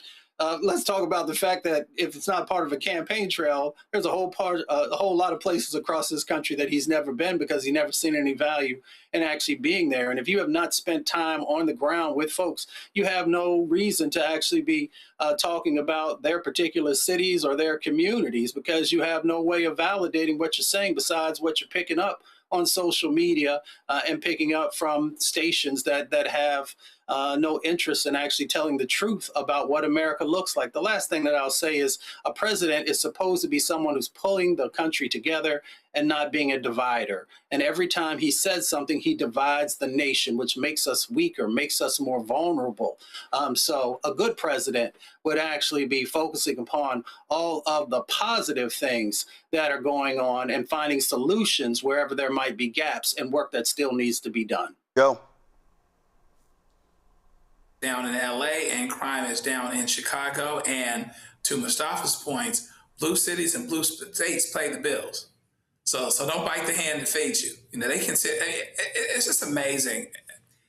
The idea that this gets any press at all, you know, what he said is just so ridiculous. It's like, there's nothing presidential about it. Like, why would he say this? This doesn't make any sense. Why would people jump on that and really treat that like it's gospel and listen to it and actually value it as if something is actually being contributed? So it's crazy, you know, and it would be laughable if so much wasn't being undone and so much wasn't being destroyed in the meantime that could take generations to bring back. So, you know, clearly, You know, he can rep blue cities if he wants to, but the city that he spent the most time in and that he seems to want to be revered by is a blue city, and it'll always be a blue city. And it just got bluer from what I can tell by electing the current mayor. So he can say that if he wants to. Meanwhile, back at the ranch, we'll just keep paying the bills. All right, folks, hold tight 1 second. We come back. We're going to check with Tarrant County Commissioner Elisa Simmons about the latest attack on voting rights by MAGA Republicans in Texas. You're watching Roland Martin Unfiltered on the Black Star Network. All right, folks, let me get personal for a second. My mom had questions about her Medicare, so she called Chapter, a Medicare advisory company, and she texted me right after saying it's a great benefit. It was easy. A real person walked her through the whole thing, and now she understands better what's going on. But it's not just her. A woman in Yonkers wrote in saying the process was so simple, the enrollment was easy, and she was so glad she called. Then there's Marilyn, 90 years old, in Florida, living on Social Security. Her premium climbed every single year north of $400 a month for coverage she could barely afford anymore. So what does she do? She called Chapter. They found her the same top-tier coverage for hundreds of dollars less. 90 years old, and finally somebody in her corner. I hear stories like that again and again from our community. The Medicare system was not built to work for you. Too much fine print, too many plans. Yet Chapter's advisors are independent and honest, the only Medicare advisors that compare every plan nationwide. They're focused on one thing, what actually works for you. If you're already in the right plan, they'll tell you. No games. And people who switched with Chapter saved an average of $1,100 a year. All it takes is 20 minutes. You talk to a real person, and it's completely free help. So call Chapter at 724-264-8281, 724-264-8281. That's Chapter. Let me ask you a question. Why do so many people seem to think they know black men so well? What they think we want, what they think we need. Hell, they even tried to tell us why and how we voted, but never had a conversation with us. Never asked us how we felt, what brings us joy, what makes us angry, what makes us scared. How do we live? That's what this show is about. No translation, because we don't need anybody speaking for us. We can speak for ourselves. This will be a show where we bring brothers on that you don't see on every other talk show. Nope. Brothers that are doing work in local communities with black men for black communities. We're going to hear each other and try to understand so perhaps we can move forward together. No translation, because we don't need anybody speaking for us. Nope. What we need is each other. No translation, right here on the Black Star Network. Check it out. Melanie Campbell, National Coalition on Black Civic Participation and Black Women's Roundtable. And we are watching Roland Martin Unfiltered all day, every day, 24/7. Spread the word.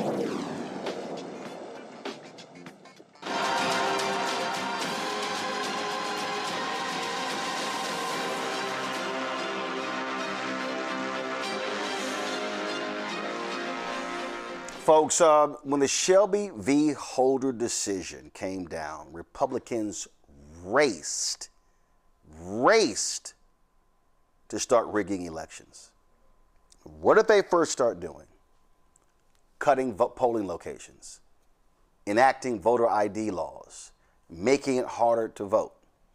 Well, in Tarrant County, Texas, the last large county in Texas that's red, the MAGA Republican commissioners held a hearing to consider a proposal to slash polling locations ahead of November's midterm elections. Now let me say it again. This is one of the largest counties in Texas. Now, for now, the motion is tabled, but if the decision is approved, residents could see a nearly 50% fewer polling locations. What does that mean? Massive lines. That means long wait times. They would go from 316 sites in the last midterm, 2022, to 176 for this year. Early voting locations would be also cut from 50 to 42. Those who oppose the plan say the move would make it harder for Tarrant County's 1.3 million registered voters to cast a ballot. They say the move would be especially harmful to communities of color who stand to lose the most polling places compared to other demographic groups. Proponents say midterms often see lower turnout and the cuts would save the county money. The commissioners questioned election administrator Clint Ludwig about his suggestion to cut polling places. Tarrant County currently has 707 election precincts. Correct. The proposal that you're bringing this court combines them into 340 election day precincts. Yes, it does, but it doesn't change the election numbers, nor will it change any reporting. So all precincts are still reported as the individual precinct number. So it doesn't, it just affects the calculation when it comes to polling locations. Or if we had been precinct-based, that would be the 340 precincts that we would have to, those combined precincts, that geographic area would be where we would have to have a polling location. Who came up with this? You, your team? Did you involve citizens, the party folks? The combining of the polling locations, that was myself and my team. Obviously, we just took the rules that were there, followed them, used our GIS mapping people to figure it out, precinct numbers, and got the combined precincts.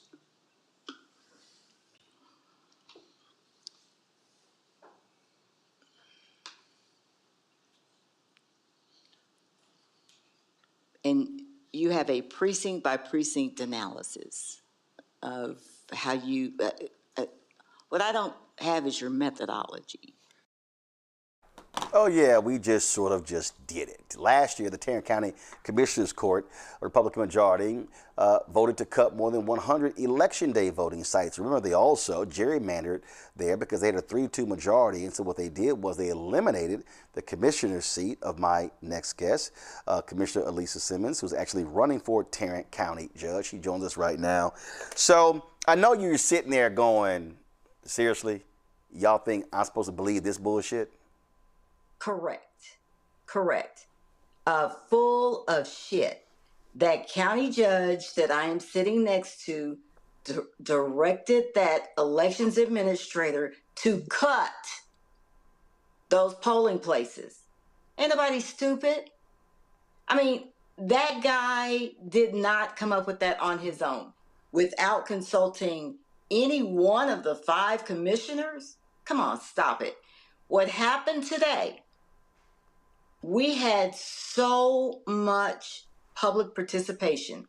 I mean, we had 2 overflow rooms, that unhinged county judge who is so emotional. You know, we're the commissioner's court where you can't clap or you can't say amen or you can't go, if somebody makes a good comment. He throws my constituents out. And so today he was throwing people out left and right, and he emptied the entire chamber.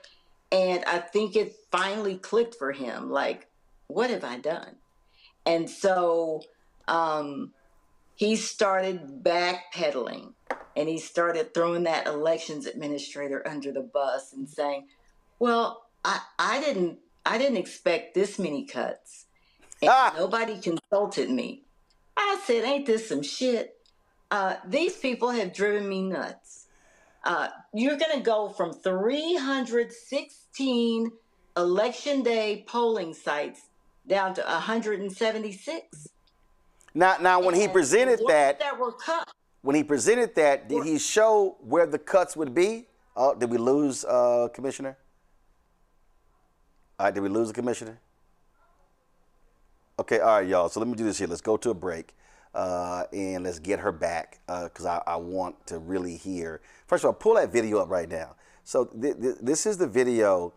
This is y'all. She told y'all it was packed, and then you just heard her say how the county judge damn near emptied the whole place. And see, somebody in the YouTube chat said that place should have been packed. Y'all, it was packed, but as you heard her say, he wiped people out. He ran them out of the room. That's what he does. And so, but I also need to put this into context, y'all. A month from now, we're going to be celebrating our 8th anniversary of Roland Unfiltered. Do y'all understand that the Tarrant County District Attorney continues to try to put Crystal Mason in prison? That's what's happening in Tarrant County. Do y'all understand how many people who have died in the Tarrant County jail? I need y'all to understand, y'all, Tarrant County leadership, Tarrant County's MAGA leadership is heinous. No accountability whatsoever. We got the commissioner back, and you were describing. So what I was asking you is, so did the elections administrator show where are most of the cuts? Are they in black neighborhoods? Are they in Latino neighborhoods? Yes. Yes. I had him send me the list earlier last week. Send me the list of our 2022 Election Day polling places. That was the last midterm, right? Comparatively to the 2026, I said, you send me the list of what you cut. I'm not about to go in there and look. You send me the list of what you cut. Poly, Stop Six, Como, Northside, black and Hispanic neighborhoods. So yes, 100%. And then I live in a mixed area, mostly white people. They cut the 6 polling places near my house, near my precinct, down to 2. What? Y'all done cut the white people polling place. Roland, I probably should not be your guest today. No, but see, first, because I want people, because see, this is the thing, that the reason I wanted to discuss this, the reason I wanted you on, because what I've also been imploring our people, and I've made it perfectly clear on this show, we don't deal with no bullshit gossip. We don't care who got married, who got divorced, who had a baby. If they want to do the entertainment stuff, we don't spend time talking about sports. We don't do all this sort of stuff. We're not wasting our time, because the things that we talk about on this show are life and death. Now, if you want to sit here, if people want to deal with that gossip and all that other shit and all that Real Housewives and who dating who married who, go to hell somewhere else. You know what? And give them those clicks. But what we're talking about here, literally, I need people to understand what I'm saying. It's life and death. It's life and death. There are families in Tarrant County right now who are in mourning because their loved ones have died in that Tarrant County jail. And that judge, what's his name? The guy you running against? Oh, Judge Tim O'Hare. Yeah, Tim O'Hare. Executive. In Texas, we call him a county judge. Yeah, Tim O'Hare hasn't done a damn thing. The MAGA sheriff hasn't done a damn thing. You got this right-wing crazed DA, what's his name? Bill Sorrells, that his punk ass was, I had him there today to talk about this election integrity task. And isn't he on the ballot in November? No. Yes, he is. And we have a sister running against him, and she's cold. Okay, so Kara, get her on the show. The reason I want all to explain, because, and I said this months ago when I said that the AKs, you remember, the Alphas, the D9, all these groups, there should be a massive black mobilization happening in Tarrant County because people are dying. They are dying. And so when you talk about cutting polling locations, what they're trying to do is to keep folk from voting because, let's be real, I want you to explain to the people, because they are scared. Those special elections that y'all had in Tarrant County, they are seeing Democratic turnout. They're seeing, those were white folks. Those were white folks who were mad with those Moms for Liberty people and the crap they were doing with banning books and stuff along those lines. And they said enough. So Tim O'Hare and Soros, they are scared to death that they are going to lose in November, and that's why they cut these locations. That's why they're proposing to cut these locations. Yes. Look, I'm going to go to the jail deaths for just a second. In June, I had 3 jail deaths in 4 days. Hear me. June 15th, June 16th, June 8th, I had 3 jail deaths in 4 days. And then 7 days later, I had a 4th. This is in June. So in 10 days, in the Tarrant County Jail, I had 4 jail deaths. 2 of them, they took the shackles off and released them on their deathbed to say that they were not in custody deaths. That is the kind of leadership I am dealing with here in Tarrant County, almost by myself on that commissioner's court. Thank God for the activists and advocates that I work with daily. They are white. they're Latino, they are Black, and I work with them. I am the people. And so we were able to get out there today. They knew, I told them that, hey, the lists are going to be voted upon on Tuesday, and they mobilized.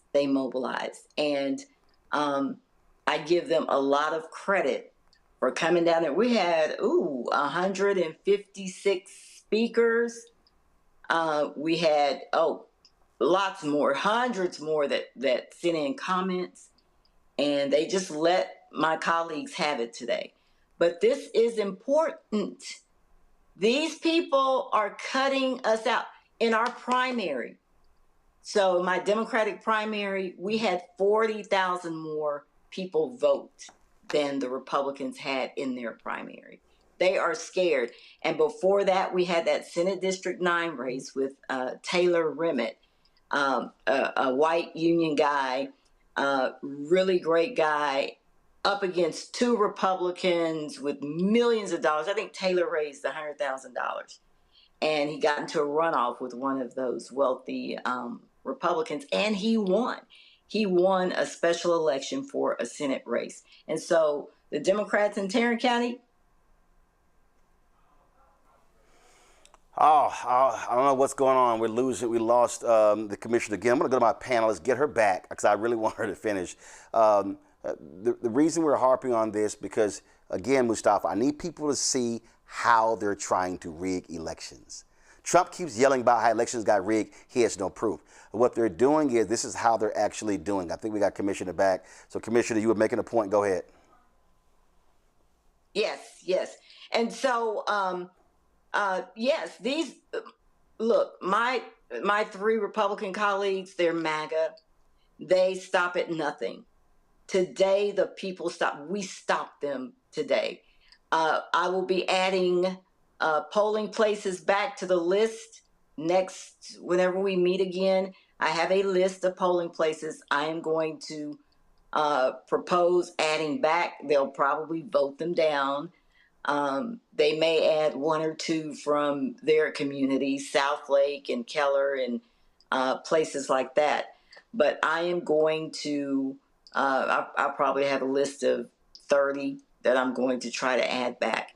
It is just ridiculous, the depths that these guys go to. They cannot win. He is not going to beat me. I guarantee it. He is not going to beat me. I'm not a rah-rah cheerleader chick. I'm just telling you what our polls show, what his polls show, and his leadership and how loathed he is in Dallas-Fort Worth. So I'm going to beat him. They're going to try and cheat. Yeah, listen, they're gonna try all they can to rig. And again, I need people to understand. I'm trying to paint a broader picture. We're talking about them cutting polling locations, but I need people to understand what is literally happening in this county under Republicans. Look, they're in power. There are numerous people. Y'all, there was a federal investigation under Biden-Harris of the Tarrant County jail, and when Trump got in, it went away. And people continue to die in that jail, and they refuse to answer why. What is going on in the Tarrant County jail? And even though you have an elected sheriff, Commissioner's Court controls the budget. So they have a say-so in what's going on. Yep. This sheriff's been in office since 2017, 80 in custody deaths. That is a lot. That is an exorbitant amount. Tarrant County has 69 elected officials in the county clerk, district clerk, sheriff, commissioners. There are 7 of us who are Democrats. So this is a MAGA-run county. And it is about to flip. It's going to flip. I'm going to be the county judge. There's a brother who is running for my seat, Dr. Jarrett Williams. He was on the Fort Worth City Council 2 years. I think he's like 36 or something like that. Brilliant. So I can win county judge. I need Jarrett to win precinct 2, or else I won't have control of that court. And so We need control of that court so I can fix this county, stop all this insanity, all these jail deaths. We need a new district attorney. Tiffany Burks is phenomenal. She used to be first chair over at the DA's office for years, and she's in private practice now. We have a slate of judicial candidates, a bunch of bad sisters, and white brothers and sisters running too. So it is prime for Tarrant County to flip, and we've got to do it. Now, of course, Tim O'Hare's he's going to have millions, and I'm not going to have that. So we just, we've been block walking. The Democratic Party here has been unified. We need Black people to show up at these polls. They really need to help us volunteer, but they do need to show up at the polls. They need to get their cousins, them, and everybody in November to vote in these local elections. Local, because y'all call me when your people get in jail. And I go see about them. I get them their tampons. I get all that. I make sure all that happens. So that's y'all calling me. Y'all can't get Talarico on the phone. Y'all can get me on the phone and my staff. Questions from the panel. Brian, you first. I guess a question that I would ask you is, how on earth, if you have to, how do you work with some of these MAGA Republicans? Because for me, I'll debate some of these MAGA Republicans and I lose my mind trying to talk to these people, but I don't necessarily have to work with them. So that's my question to you. How do you work with some of these lunatics? How do you work with some of these crazy MAGA Republicans on the right? As I learned some more about some of the stuff they've done in your district, how do you work with them?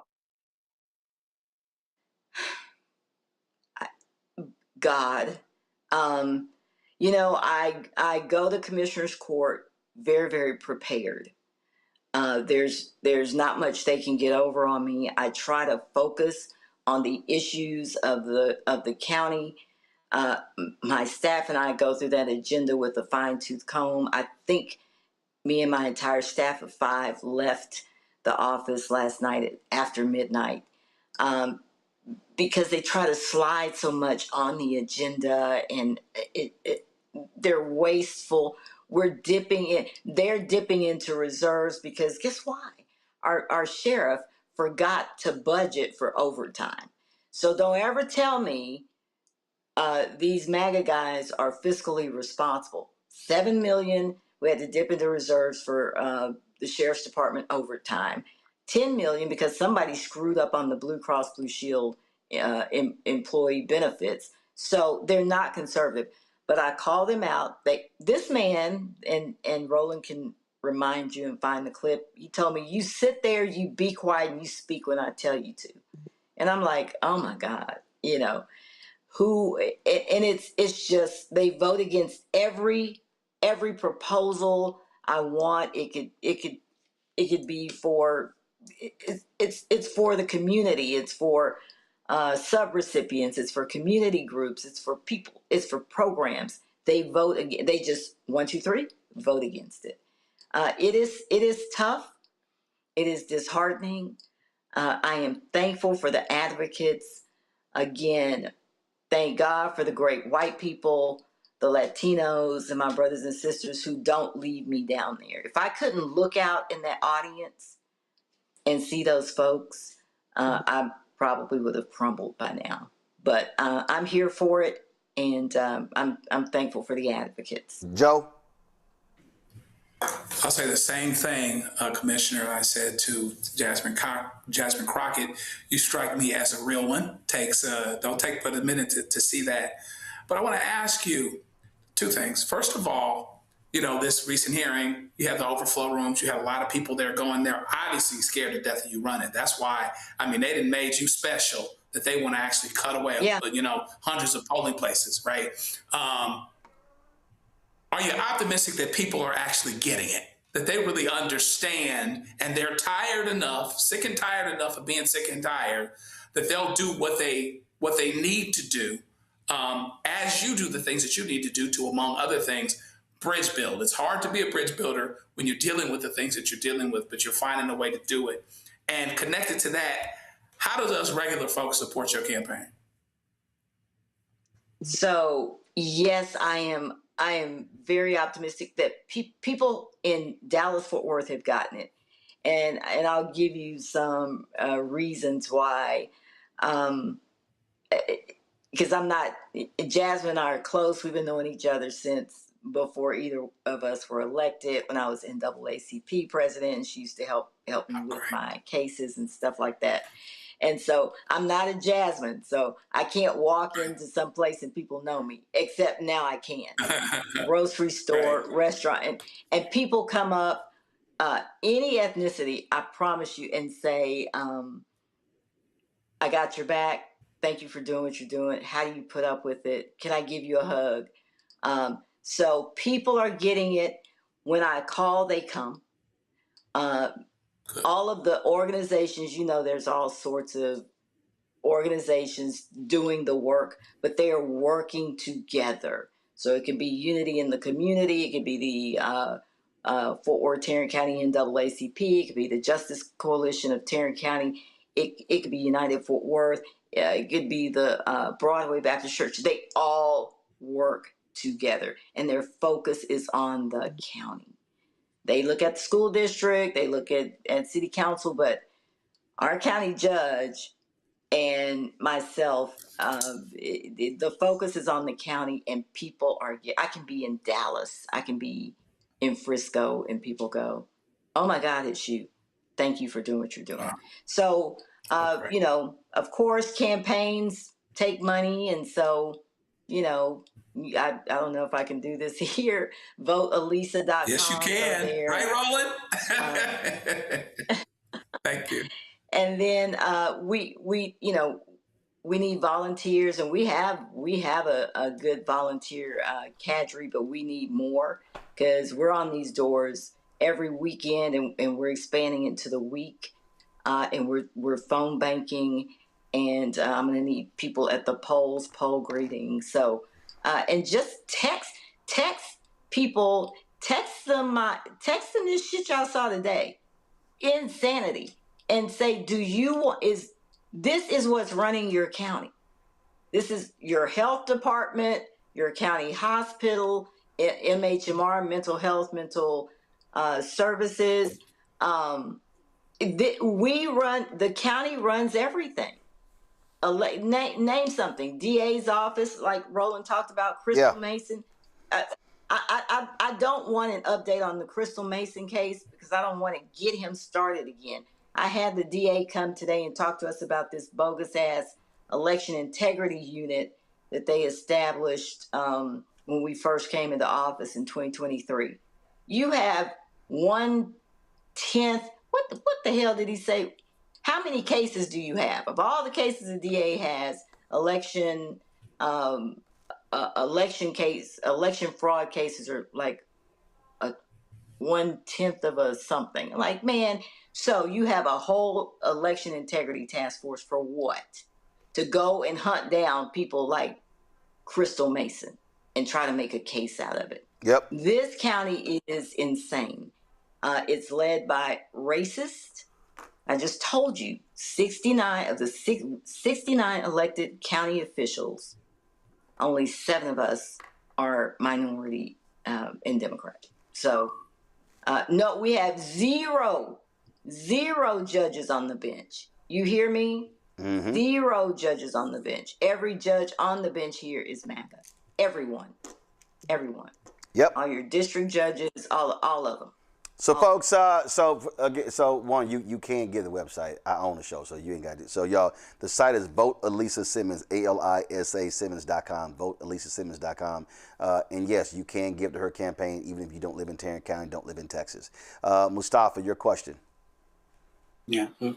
Commissioner, it's good to see you again. My granddaddy taught me that you have to help people to be able to see a brighter day. I'm curious if you could share with folks how the day will be brighter when you're elected. When I am elected, I will respect people's First Amendment rights. I will go back to, we meet once a month. How do you conduct the business of a county? We're the 3rd largest county in Texas, okay? We're the 14th largest county in the country. These guys, to try and shut me up, and all of the advocates that we get down to the court meetings, we went from 4 meetings to 2 meetings to 1 meeting a month. And we meet at 10 a.m. But those people sacrifice and they come down there. So we're going to make Commissioners Court accessible again. All the people that signed up to speak today, you know how long they got to speak? 1 minute. So we're going to give them their 3 minutes back. I may give them more than that back. And then we're going to restore services like our Human Services Department that deals with, that gives out rental assistance, utility assistance to our senior citizens. We shuttered that department last year. They shuttered that department almost a year ago. We stopped with rental assistance and utility assistance and help with hygiene products. We have eliminated immunization programs. We've cut our hospital district tax rate, which has affected their income. There will be improvements, and I don't have to raise taxes to do it. We can trim the sheriff's department's budget. This guy gets everything he wants. We bought a armored vehicle about 3 years ago. That thing has not been in service one bit. They just built or refurbished a county building into a new law enforcement training center. Millions of dollars. And this guy forgets to budget for overtime by $7 million. So the people can expect access, and they already have access with me. They can expect transparency. We're going to have public dashboards that show what's going on in our jail, what's going on at the DA's office. There's just so much that can be improved here in this county for our constituents. Absolutely. Folks, again, we're going to keep covering this. And this is the thing that what I keep trying to tell y'all. All y'all little simple Simons be yelling, oh, you shilling for Democrats. I just walk y'all through how people in Tarrant County, how black people are being neglected by MAGA Republicans. Folks, when you look at the Tarrant County jail, it's a lot of black people in that jail. And the people are dying, and there's literally no accountability. This show will be 8 years old on September 4th. It's a month from now. Do y'all know that Crystal Mason was on my first show? It is insane that we will be celebrating our 8th anniversary, and Crystal Mason is still fighting that DA in Tarrant County. That's why we should be having a massive, massive turnout of our people. And I hope your AKA sisters and my Alpha brothers and Kappas and Omegas and Deltas and Sigmas and Iotas and Zetas and Prince Hall Mason and Eastern Star and Jack and Jill and Lynx and Sigma Pi Phi Fraternity Boule, non-Greek churches. I hope we are seeing folk put the work in to have the largest black turnout they've ever seen in Tarrant County, to elect you county judge, to elect a new DA, to elect new commissioners, because I keep telling black people, we cannot leave our power at home. Sitting on the couch is not an option, and this is the time for us to show our power and let them know, you keep playing with us, we're going to show you how we roll. Commissioner Simmons. I think we're going to show them this time. We're going to show them. All right. I look forward to having you back. Thanks a lot. All right. Thank you, Roland. Bye-bye. Can black people, y'all, black people just want to mind their business. We just want to go shop. We just want to go to a restaurant. We just want to have our kids sell lemonade on the side. And we've shown y'all before when these racist Karens and Kens roll up on black folk who are at pools. And what's crazy to me is that these racist white folk really believe that this is Jim Crow, where they get the right to demand to see our ID. That they get to walk around and say, we belong here, y'all don't belong here. Prove to me you live here. Lee Merritt, Texas attorney, posted this on his social media page of another encounter of a racist ass white woman accosting a black family who was just trying to enjoy the damn pool. Okay, so I'm gonna record this. So I'm sitting out here with the pool with my children. I'm the only black man out here. So the nice white people come out here and tell me if I don't show them my ID, I have to leave. But no one else has to show their ID. So now she's finna call the police on me. And the police are gonna come in front of my children. And they smiling. Look at her smiling. They're smiling. She's smiling. But our residents here. I'm telling you, I don't want to be recorded. You being recorded. I'll be here. When the police come, I'll be here. So now they're calling the police on me. Karen and her friend, she's smiling because they're going to call the police on me because I don't have an ID on me. Who takes an ID to the swimming pool? And not just that, nobody else has been asked to show their identification.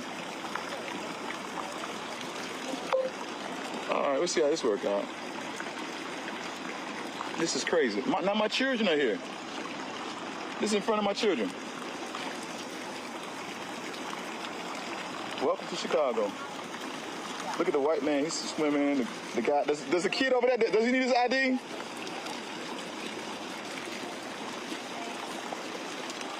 They are calling the police on me. This is crazy. This is so crazy. Where you going, Al? What? If you just get your ID. I'm not getting my ID. I don't have to show them no ID to be at the pool.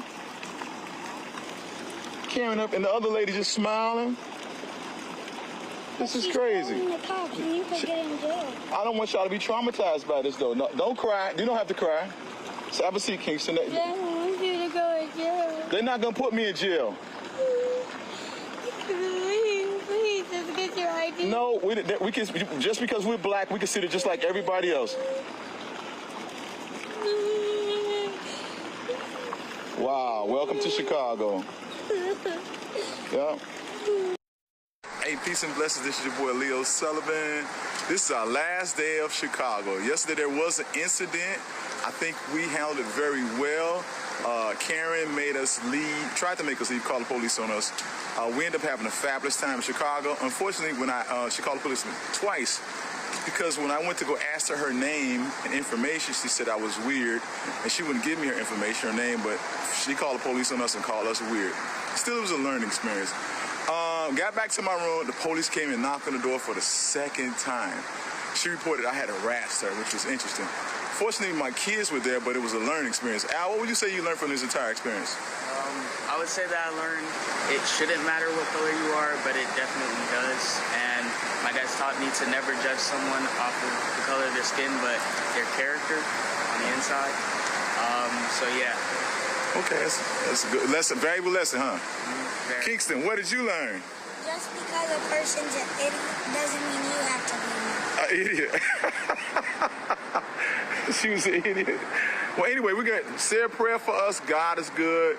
I want to say a shout out to my best friend since I've known since I was a teenager, a little teenager. Michael Hallman, I love you, man. We had a great time. Love you and the family. Y'all treat us so well, man.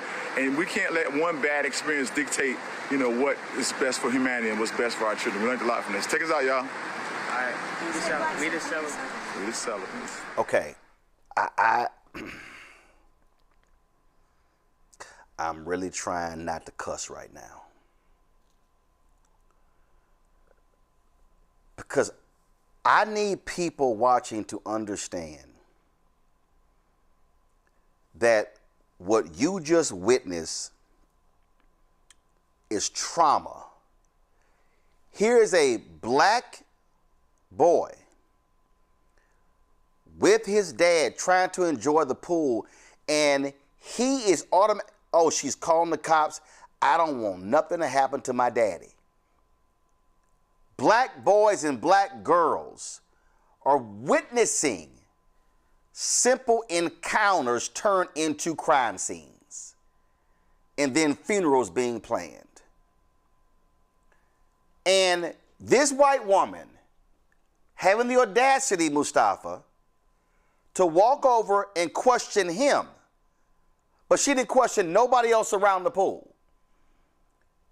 And see, when you get these folks who say, "Oh, no, that's just a one-off." No, we had way too many of these videos. And then when we got some folks, well, you shouldn't get that upset. Hell, it ain't happening to y'all. Well, Cassidy asked you for your freedom papers. Cassidy also says, how is it that you could be at this nice pool? Cassidy also says that whenever I say you should get up and leave, you should leave. But people don't realize that it's not 1954, 1964.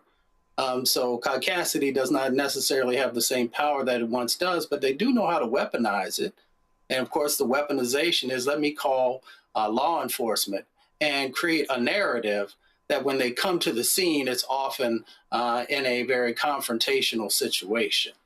So we've got to understand the dynamics that Cassidy brings into situations, but also, as you aptly stated, also the impacts that it can have on our children if we are not also helping to prepare them for the reality of the situations that still exist inside of this country and the work that we still have to do. And what angers me, Joe, is that we have to be the reasonable ones.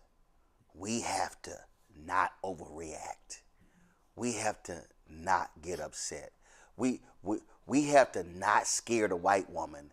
Because you saw the man said the cops came knocking his door a second time because of something her trifling heifer had to say. And I'm sitting there going to the cops, wait a minute. Y'all first heard the first bullshit she said, so you shouldn't have believed a damn thing coming out her damn mouth. Right, exactly. And, once again, trying to attack one's humanity. Now, when he asked for her name, it didn't sound like he asked for ID. It sounded like he asked for her name. She stated that was weird, but it's perfectly okay for her to ask him for his ID, like she was the police. Okay? And I understand what it's like to watch your father, watch your hero deal with the police. And when you don't quite understand how important it is to respectfully and clearly stand up and assert your rights. I learned some lessons from my dad watching him do that as it pertains to some issues with his property where the police were giving him trouble and giving him problems, etc. And these boys will never forget the situation. I think Dad dealt with it masterfully. He dealt with it masterfully, and he's got them reflecting. What did we learn? What you learn from this situation and from this circumstance?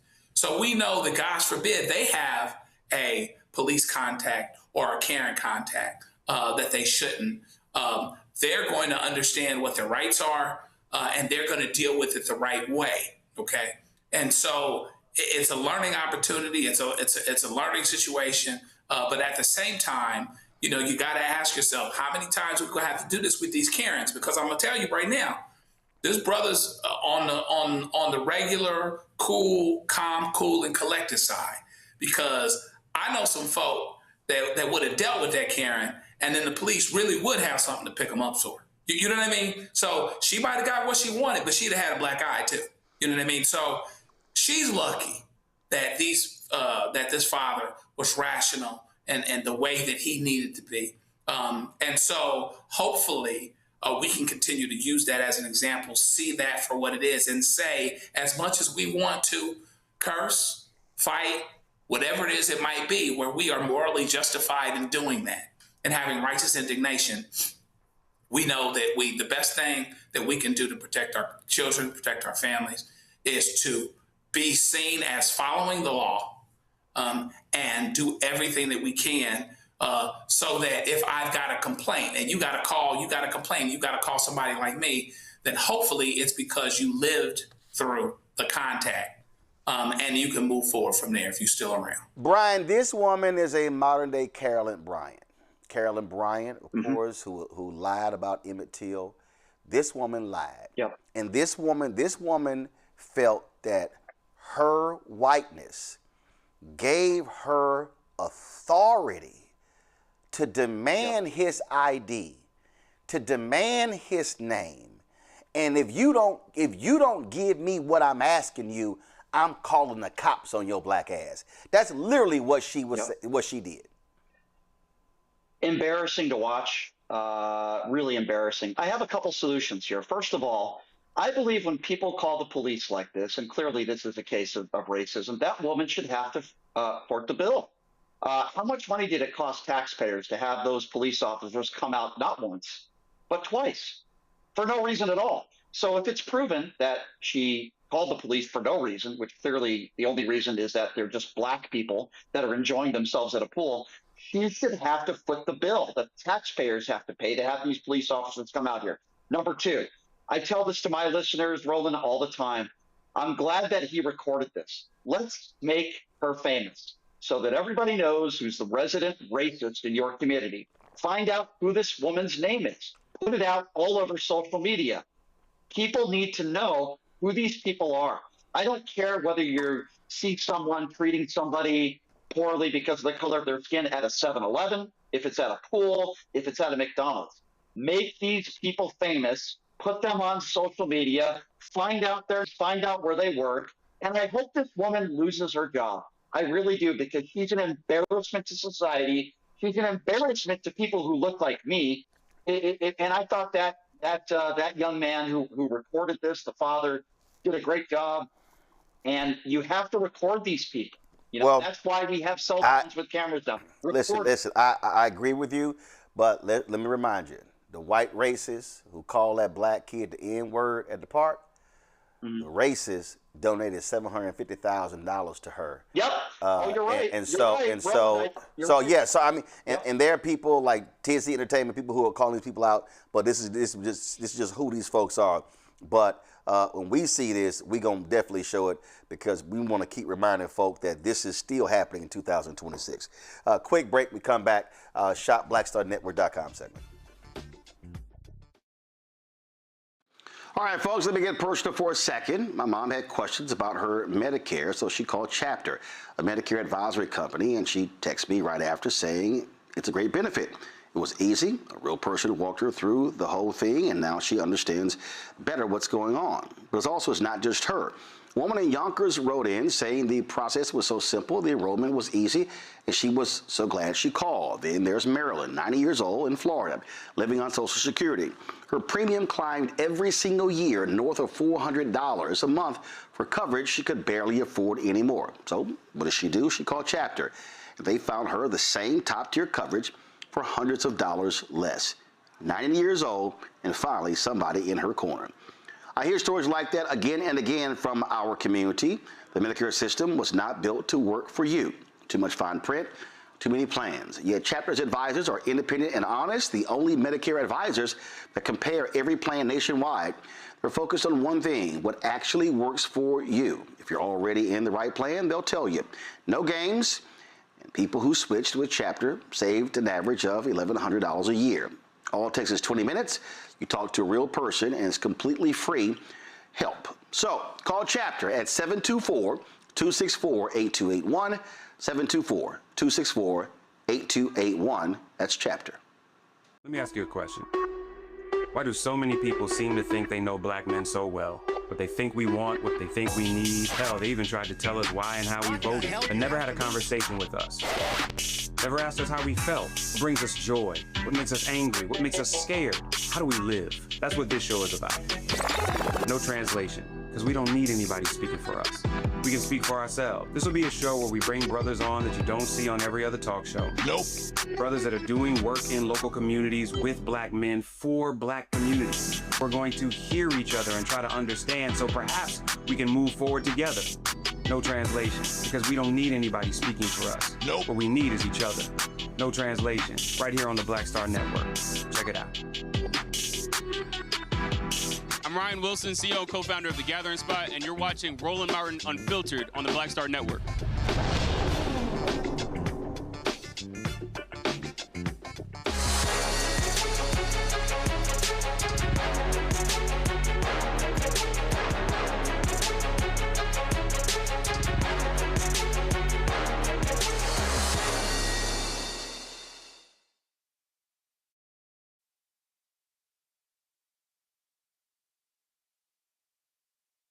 Created our marketplace segment specifically to highlight and promote Black-owned businesses.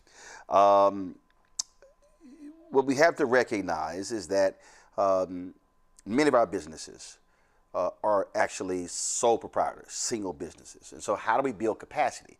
Build capacity by being able to spread the word. So we created Shop Black Star Network for them to be able to sell their wares, also be able to promote. So let's say you're now looking for some authentic African jewelry. Well, Kendi Amani, a Black-owned jewelry brand, features handcrafted pieces that have been made in Kenya. Each piece is crafted using eco-friendly materials with many other designs made from sustainably sourced brass. Founder Kendi Amani joins us now from Chicago. Glad to have you here. Kendi, why did you start this? What precipitated you wanting to do this? Wow, so many things. Thank you for having me here today, Roland. Actually, piggybacking off the segment you just had, I actually had a career in technology, and I worked with many municipalities in introducing body-worn video camera technology. I did that for many years and decided it was time for a switch. The travel that I used to do was great, and in those travels, I discovered a passion that I had lying dormant inside of me for so many years. And that passion turned into this business, which allows me to connect my women back home with my women here. So I started Kendi Amani 8 years ago, and we are a fashion accessory brand. I like to say we are inspired by Africa and designed for adventure. So we have all kinds of items designed to elevate you as you go about your day-to-day adventures. Pleasure to be here. So were you in Kenya and were you just blown away by what you saw? I'm from Kenya originally. Gotcha. Okay. So yeah. Now, so how long did you live there before you came to the United States? I came here when I was a teenager. Okay. Okay. And so you came as a teenager, and then you said, hey, you know what? I see all this other jewelry. I think our stuff looks better. Basically, yes. So I was always drawn to the vibrant colors that I would see in the marketplaces back home that I would see women making. I always thought it was absolutely beautiful. But because we are from a colonial society, so many beautiful things that we had have been muted over the years, not even just in the US, but even in Africa. So there's this new resurgence of appreciation of our craftsmanship, of our beautiful goods that we can create. And so I saw an opportunity for myself to work with the women there, so creating opportunities, but also showcasing the world what we're capable of and using these traditional techniques to make modern day pieces that everybody here loves. So now when you say traditional, we say traditional techniques, what does that mean? We bead by hand. So we're not using any machines. We're using the traditional beading methods. Some of our products do not feature any metals. We're using traditional beading closures. And so this is meticulous work that only skilled beaders can do. Each and every bead that you see like on these pieces is placed by hand. And so this is a special craft. This is something you really don't find anymore. And we're also able to handcraft all of our products. So whether it's our vibrant, beautiful Ankara African print sun hats that we use sewing machines, but we sew them one by hand. We have our travel bags that you'll see shortly, also made in our own facilities. And so we're very proud not only to also source our materials from Kenya. We have our workmanship, mostly women working on these products in Kenya, but we also, the rest of our team is mostly also women in Kenya. So our marketing, our social media, and that's all intentional. We are going to be the answer. Cool. So we have this necklace right here. this of the continent here. What I do like about it, you can zoom in if you can, or another one of the cameras. What I do like, so typically when I've seen necklaces of the continent, it'll be just the continent here, but you actually have this other piece that's attached to it, which I think gives it a bit more character. Right, and that piece you're holding is adjustable. So that is a draw. It's a drawstring. You can adjust it to make it longer or shorter. I thought you would like that, and that's why I included it. But what we do with all of our pieces is we add. I see. Okay, unique, something different. I see right so here. You can stand out. I see right here. It says a drawstring. Yep, I see. I got it. We're also creating pieces that work for everyone, and so it's that is cool. Gender neutral. Right. You can make it as long. And so they're functional, beautiful, and again, designed to elevate your everyday look. Okay. All right then. And what do we have here? You have the same piece that's behind me. This is our Maasai necklace in long. I have it on today as well. Oh, Such cool. a statement piece. This is a showstopper. Every time anyone wears this piece, they get over-flooded with compliments. Not one, not two. People get stopped everywhere. Where did you get that necklace? And so this is for the people that really want to stand out in their life. They take their life seriously. Like, we've got one life to live here. And so the way you show up everywhere in your everyday life is the journey that we're here to support you on. And so this is a fun piece. It comes in so many beautiful colors, assortments. And what you're seeing right now is my special beading assortment. So that is a custom color combination that I put together, and brass collar, so that you have that regal, that royal look that so many people associate with African culture, because it is. So actually, what I also love about this here, and I know this piece, somebody may think I'm crazy, but a piece like this can actually turn, let's just say, a basic black outfit into something formal. So it would just by putting this on. So that's what I have today. I have a very simple outfit. I have kids. I'm running around all day. When I'm ready to go to dinner, I put on one of my pieces and I'm ready to stand out. I'm ready for anything. So this is designed absolutely to elevate your look. Whether you're wearing a t-shirt, a formal dress, a solid color, a print, these pieces will definitely elevate your look and allow you to be the showstopper that you are. All right then. Okay, so now we have this bag here. So first of all, let me open it up. So yes. Okay, so then we call that. You call this what? We call that our villager tote bag. And so we have a variety of bags. This is just one of them. It's a very functional bag that you can use for your day-to-day work or vacation, or I use it for my kids to transport. Or even now when you go grocery shopping, you got to carry your own bag.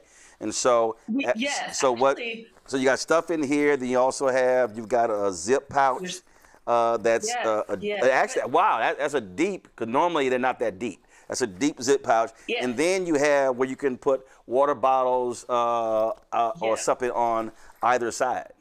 On each side, right. And then you have the front pocket you missed, very deep front pocket. Right here. I see it, right here. You see that print? A lot of people don't know that that's an African print. And that's designed by intention. I want you to be able to take these pieces out in the world. Not everybody needs to go, hey, it's African, I'm screaming it's African. People love the print. They love the vibrant colors. And so what I am aiming to do is show people that African prints are versatile. They are modern. They fit into this world. We do have a place here. And that's why I intentionally pick these really fun prints that are African prints, but not everybody actually knows that. They just love the fact that it's this bright color. Nothing in our brand is bland. Everything here is vibrant because we want it to reflect your true personality and style. Questions from the panel. Joe, you first. Well, congratulations. You have some wonderful products here, and I'm asking a couple things. Is there any brick and mortar store availability, or is it all basically online? And then the other thing is, are there any plans, if you aren't already, you can correct me, to do anything that the fellas could get as well? It looked like that Africa necklace or something that the brothers could wear. But tell me about that. Are there things for guys, and is there brick and mortar store availability? No, Joe. It's called shopblackstarnetwork.com, Joe. That's the segment. So the idea, Joe, the idea is to go to shopblackstarnetwork.com to get the items. That's why it's called the shopblackstarnetwork.com marketplace, Joe. I'm with you, but Joe, before she talks, this is what I'm doing. I was trying to do something for my mother here, but Joe, my mother doesn't go online and get stuff herself. Well, Joe, you need to sit with your mama right next to you and say, Mama, we're gonna go to shopblackstarnetwork.com to look at Kendi Amani's stuff. Okay. Yeah. And I will say that we do. We love this. We love this network. We love this opportunity. And yes, we are selling it here, direct to the consumer. But we do also focus on a B2B, because I know one thing Roland is really passionate about is seeing us scale our businesses. And so in order for me to truly scale, I do have to consider wholesale opportunities. And so, yes, sir, we are definitely expanding. We are definitely in a lot of retail stores across the country. So you may see Kendi Amani in different areas. But definitely for today, if you'd like to take home a piece, you can definitely find it on the link that is down below. Yes, today. That is what I will do. So today, tomorrow. Damn, we're gonna work it out. So today, tomorrow, next week, you can look at Kendi Amani's pieces on shopblackstarnetwork.com. Mustafa. Well, sister, congratulations. These are beautiful. You make me feel like I'm back in Mombasa and a couple of other places I used to spend time. You talked about sustainably sourced materials. Can you just quickly speak about why that's so incredibly important? Oh, it's so important. I even want to touch on what you just talked about, Mombasa. So right here, I have a cowrie shell bracelet and a cowrie shell ring. These are from the coast of Kenya, Mombasa. And so actually it's a lot of effort for us to get these cowrie shells from there, to prepare them for our jewelry, and then to get the licensing required by the United States to actually import them here. But it's really important for us to do that and not use plastic. You see a lot of people making imitation cowrie shells and things like that. We're using cowrie shells that we're already finding in nature. And so that's one of the examples of the materials that we use. We use a lot of recycled brass as well to make these pieces. Then we sometimes, some pieces we might coat with gold. But in Africa, this is what you will see oftentimes is brass, and it's just an incredible material to work with because it lasts, its quality, and it has this beautiful sheen to it, this beautiful gold tone that just looks so regal and elegant. We also consider our sustainability in our packaging. So when you get a package from us, most of the time it's going to be craft recycled packaging. And you may not know this, but in Kenya, we banned plastic bags a long time ago. And so one reason that we have these bags that we make is because we want to encourage people to stay away from plastic. And let me tell you something, that is a... Your shopping bag. Yeah, that is actually, it's a huge, huge deal. When I was last in Ghana in 2019, Renee, oh my God, why does it escape me right now? She actually, she has a whole design outfit where they take glass products and plastics and also old jeans and turn them into products. If y'all go to our YouTube channel, you'll actually see when I interviewed her. And so you're right, because she was telling me the damage that plastics has been making on Ghana. Go ahead. Yeah, and so you'll see some beautiful pieces like these earrings here. These are our kazuri earrings. Look kind of backwards here. And this, again, is made of the recycled brass bone. So in Africa, we use every part of the animal to honor that creature. So whether we're consuming it or using the bone to make jewelry. And then we also have a reclaimed wood. So this is another example of how we can use these sustainable materials to create these beautiful, beautiful pieces just for you. Cool. Brian. Well, congratulations. I guess my question, two questions. Where is this made? Where are your factories? And what's the scale of pricing for some of the stuff that you're wearing? Great question. Thank you for asking that. So we do not have any factories. That's not how we operate in Africa. In Africa, we have women, real people, real moms, real sisters who handcraft these pieces. These women are what you would call here artisans. This is what they know. They're doing the techniques that have been passed down to them through the generations. And so this is the unique business model that I have.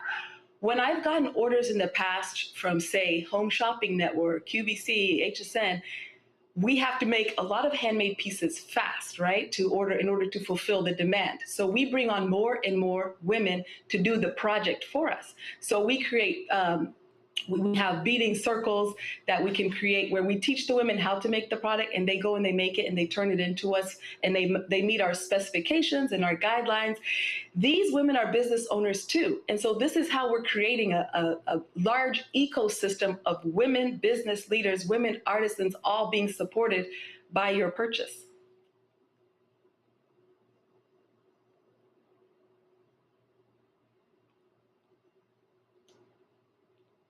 And the second part of your question, I'll just go to that, is the price points. So as far as pricing goes, our items are very attainable, most of them around the $45 price point. And so again, very, very, very attainable, so that you can take something home with you today. Yeah, well, of course, as usual, my dad is watching, and so he wants me to bring the African necklace home. I'm like, dude, come on now. Jesus. All right. So, all right, y'all. So do me a favor. I want y'all to go to shopblackstarnetwork.com. Go to shopblackstarnetwork.com. Check out what Kendi Amani has, y'all. Some amazing necklaces, earrings, safari bag, tote bag, beaded necklaces, so all kind of great stuff. And yeah, the prices are $39, $45, $65. 48, 149, 20, 65, 125, 65, 45, 45, 35, very reasonable. And remember, when you buy products, Joe, from shopblackstarnetwork.com, you're also supporting, yes, sir, I got you. You're also supporting the Black Star Network as well. And so that's why we do this. And so, Kendi, we certainly appreciate it. Great job, phenomenal products, and good luck. And I hope our viewers absolutely buy all of your stuff up. Thank you very much, Roland. We appreciate this opportunity. All right, thanks a bunch, folks. That is it for us. That's it for us. Let me thank Joe, Brian, and Mustafa for being on today's show. Certainly appreciate it, gentlemen. Thanks a bunch, folks. Listen, you know, it's so funny. You know, I had somebody who sat here and said, well, you know, why aren't you sitting here, you know, supporting a Black American business? You know what, Ray Sean, who made that stupid comment on the YouTube channel. So clearly you've never watched this show, because if you did, you would realize, here we cut to it, these are all the products on BlackShopBlackStarNetwork.com. We've got numerous products from African Americans, from people of African descent, folks from Africa, because we support Black people, fool. That's who we support. And so all y'all people love, some of y'all love just saying dumb stuff. And if you want to understand the connection, it's called the African diaspora. That's what it's called. And so it's about supporting our folks across the globe. For those of you simple Simons who have no understanding of history, do you understand that 6 of the 10 fastest growing economies right now in the world are African nations? Do you understand that the youngest continent in the world is the continent of Africa? Do you understand that over the next 50 to 75 years, the actual growth of the world population will be in Africa? And so what you also don't understand, Rayshawn, or whatever the hell your name is that there are tremendous opportunities for African Americans, Black Americans, whatever name you want to use, to connect with brothers and sisters in Africa. So maybe you should go do some history. Maybe you should go do some reading.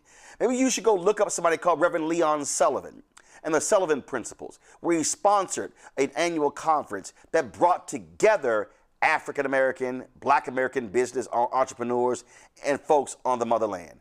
I sat with the previous president of Ghana, who talked about the tremendous natural resources in the motherland and the smarts and the brilliance of many African Americans. He said, and how we need to connect.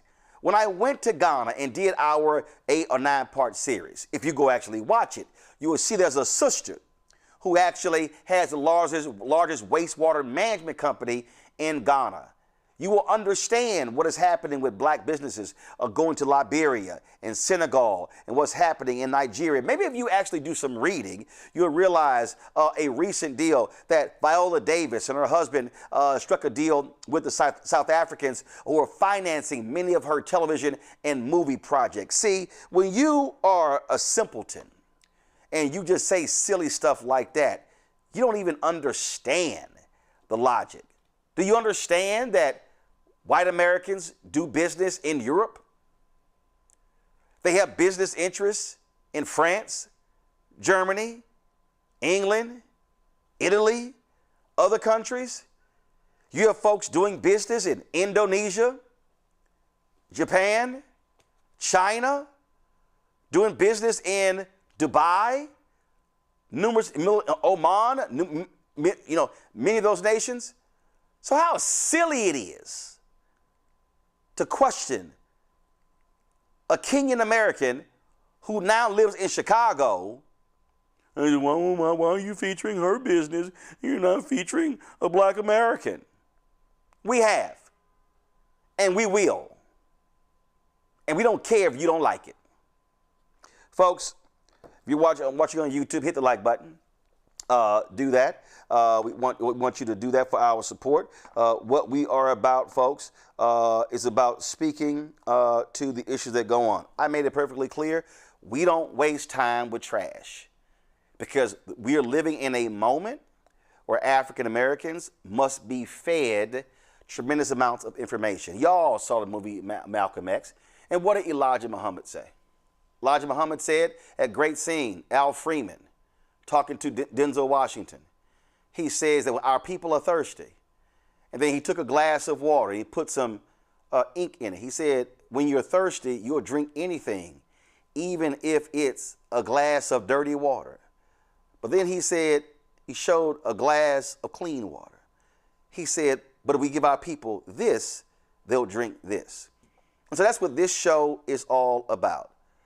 So I don't waste time with haters. I don't waste time with naysayers, with critics, because what we are about, how are we feeding our people information about what's going on, to give them a heads up about attacks that are happening on our communities, and how do we also reach a collective to be able to build a much more united force. You've heard me numerous times talk about Dr. King, what he said on April 3rd, 1968 at Mason Temple. When he said that if we are going to move as a people, we must do so as a collective, not as individuals. And so that's what we do here. So when it comes to news and politics in our marketplace segment, that's what we do. That's what we will do. And we won't stop. As long as there's breath in my body, we're going to fight for our voting rights. We're going to fight for economic rights. We're going to fight for respect. We're going to fight to ensure that our children and our children's children have a future. Because as Paul Robeson said, our folks built this country. We are here, and we damn well are going to challenge this country to do right by our folks. I'm very clear as to where I stand on that. All right, folks, if you want to join our Bring the Fuck fan club, our goal is to get 20,000 of our fans contributing on average $50 each a year. That's $4.19 a month, 13 cents a day. That supports this show and all of our other shows as well. We want to build new shows on this network because we're not interested in the gossip, in all the reality shows and all that stuff. We need to be having strong Black-centered health shows, business shows, entrepreneurial shows, all of that. And that's what we're doing here at the Black Star Network. So if you want to contribute to us via Cash App, use a Stripe QR code. You see it right here. That's also for credit cards as well. If you're listening, go to blackstarnetwork.com for ways to give. Checks and money order, make it payable to Roland Martin Unfiltered. P.O. Box 57196, Washington, D.C., 20037-0196. PayPal's R. Martin Unfiltered, Venmo, RM Unfiltered, Zelle, Roland at RolandSMartin.com, Roland at RolandMartinUnfiltered.com. Download the Black Star Network app, Apple phone, Android phone, Apple TV, Android TV, Roku, Amazon Fire TV, Samsung Smart TV. If you want to get our Roland Martin Unfiltered swag, that's our hats and T-shirts and zip-ups. Our shirt, Don't Blame Me, I voted for the black woman. MAGA chose between woke or broke. They chose broke. All the other shirts, Black-owned Media Matters. Also, our America 250 shirts. Go to shopblackstarnetwork.com. You see the QR code there as well. As I showed you earlier, all these products right here are in our studio. These are all black companies that are on our website, our marketplace, because we are about supporting these products. When you buy these products, folks, you got all sort of products. Simply go to shopblackstarnetwork.com, peruse the site. When you buy from our site, when you're supporting these black-owned companies, you're supporting us as well. And so you can do all of that. Don't forget, download the app Fanbase. Follow me at Roland S. Martin, and we're going to keep y'all kicking out our information, flooding the zone, because of the amazing work that we do. Because, y'all, we stand for our people. Listen, the Harriet Tubman Museum in Cambridge, Maryland, they are ecstatic by us helping them raise $75,000 to repair their door, to repair what's going on right there. We stand up on this show. We fight every day for black people. I can't tell you what other people do. I can't tell you what they should be doing. I know what we do, and we know who we stand for, who we fight for, who we center, and we don't give a damn if other folk don't like it. I'm going to see y'all tomorrow right here, Roland Martin Unfiltered on the Black Star Network. Black owned, black controlled, and also unapologetically black. Holla!